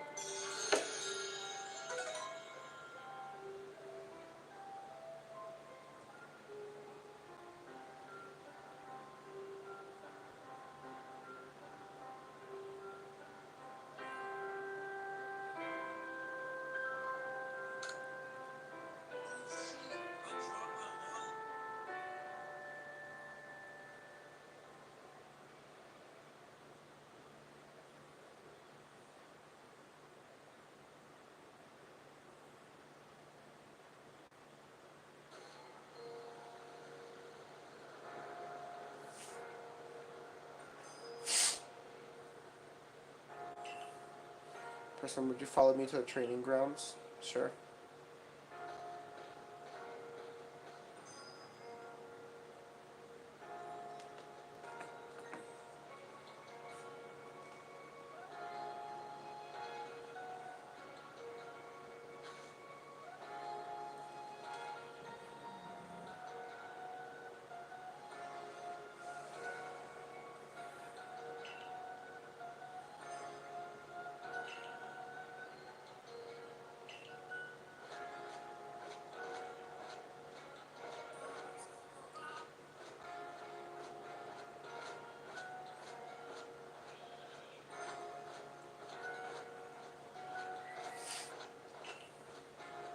Allies.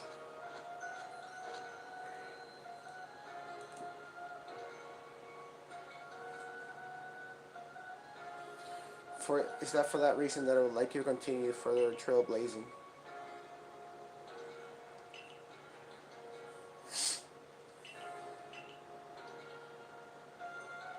Double battles?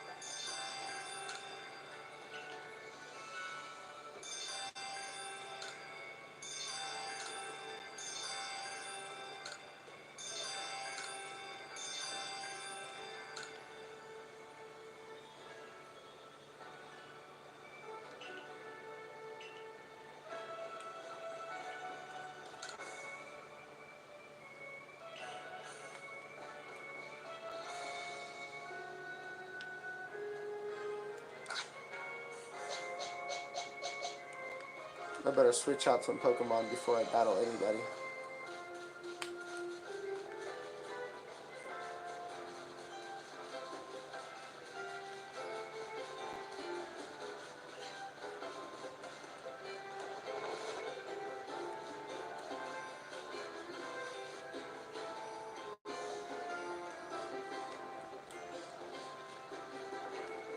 I better.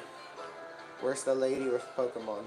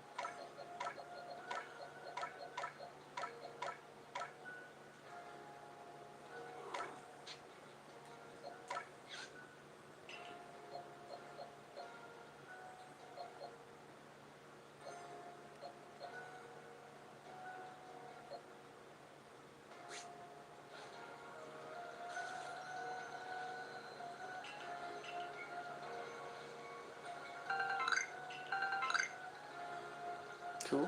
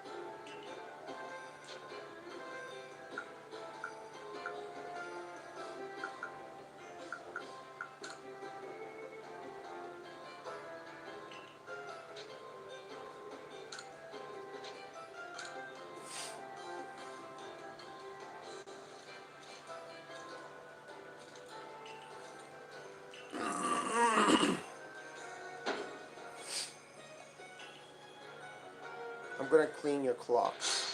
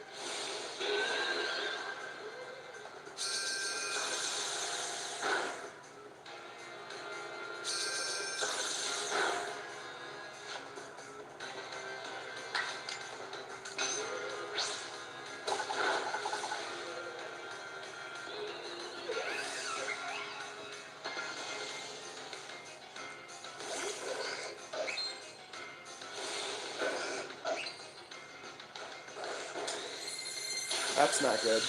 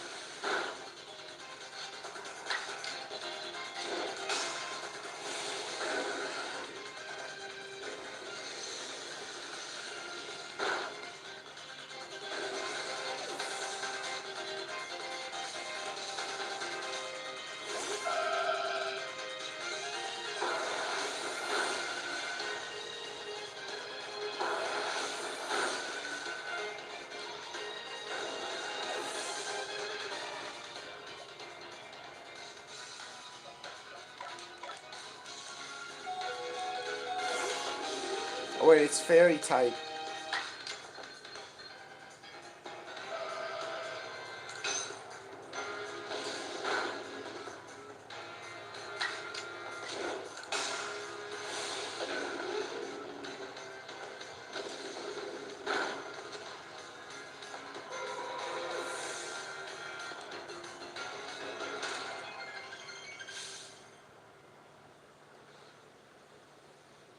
We kind of relatively miss about any day.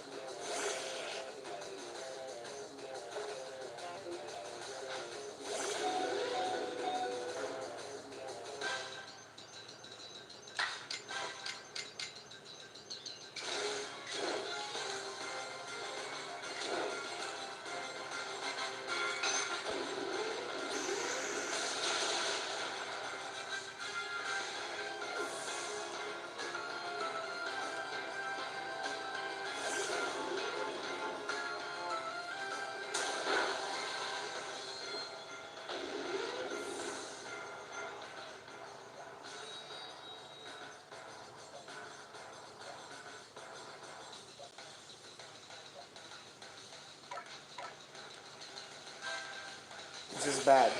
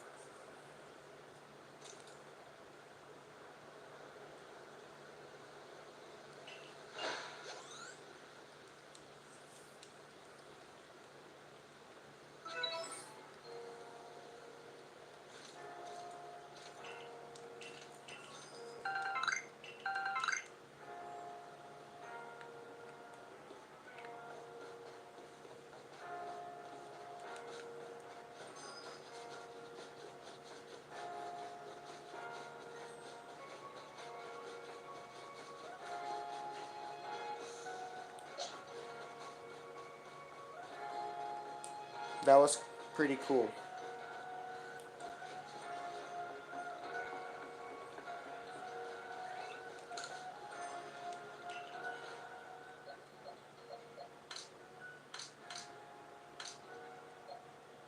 That was pretty cool, but I'm afraid I messed up.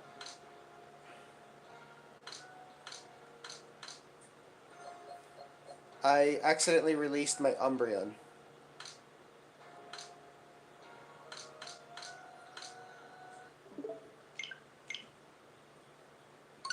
so I don't think I couldn't save. I don't know if it auto saves. If it auto saves, I just released my Umbreon, which was like I've had forever, and I like him. That was like one of the main characters in my team, and I might have just released him on accident while I was releasing all those Rowlets and shit.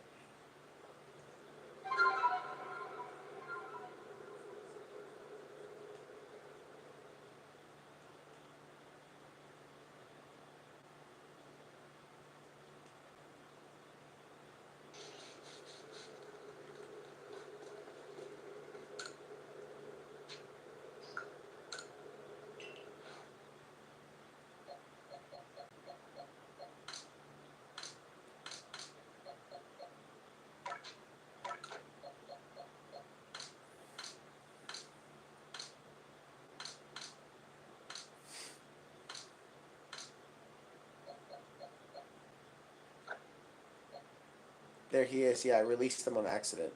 Wow. At least I'm not that far. Okay. Okay, I'm going to bed. Have a good night, everyone.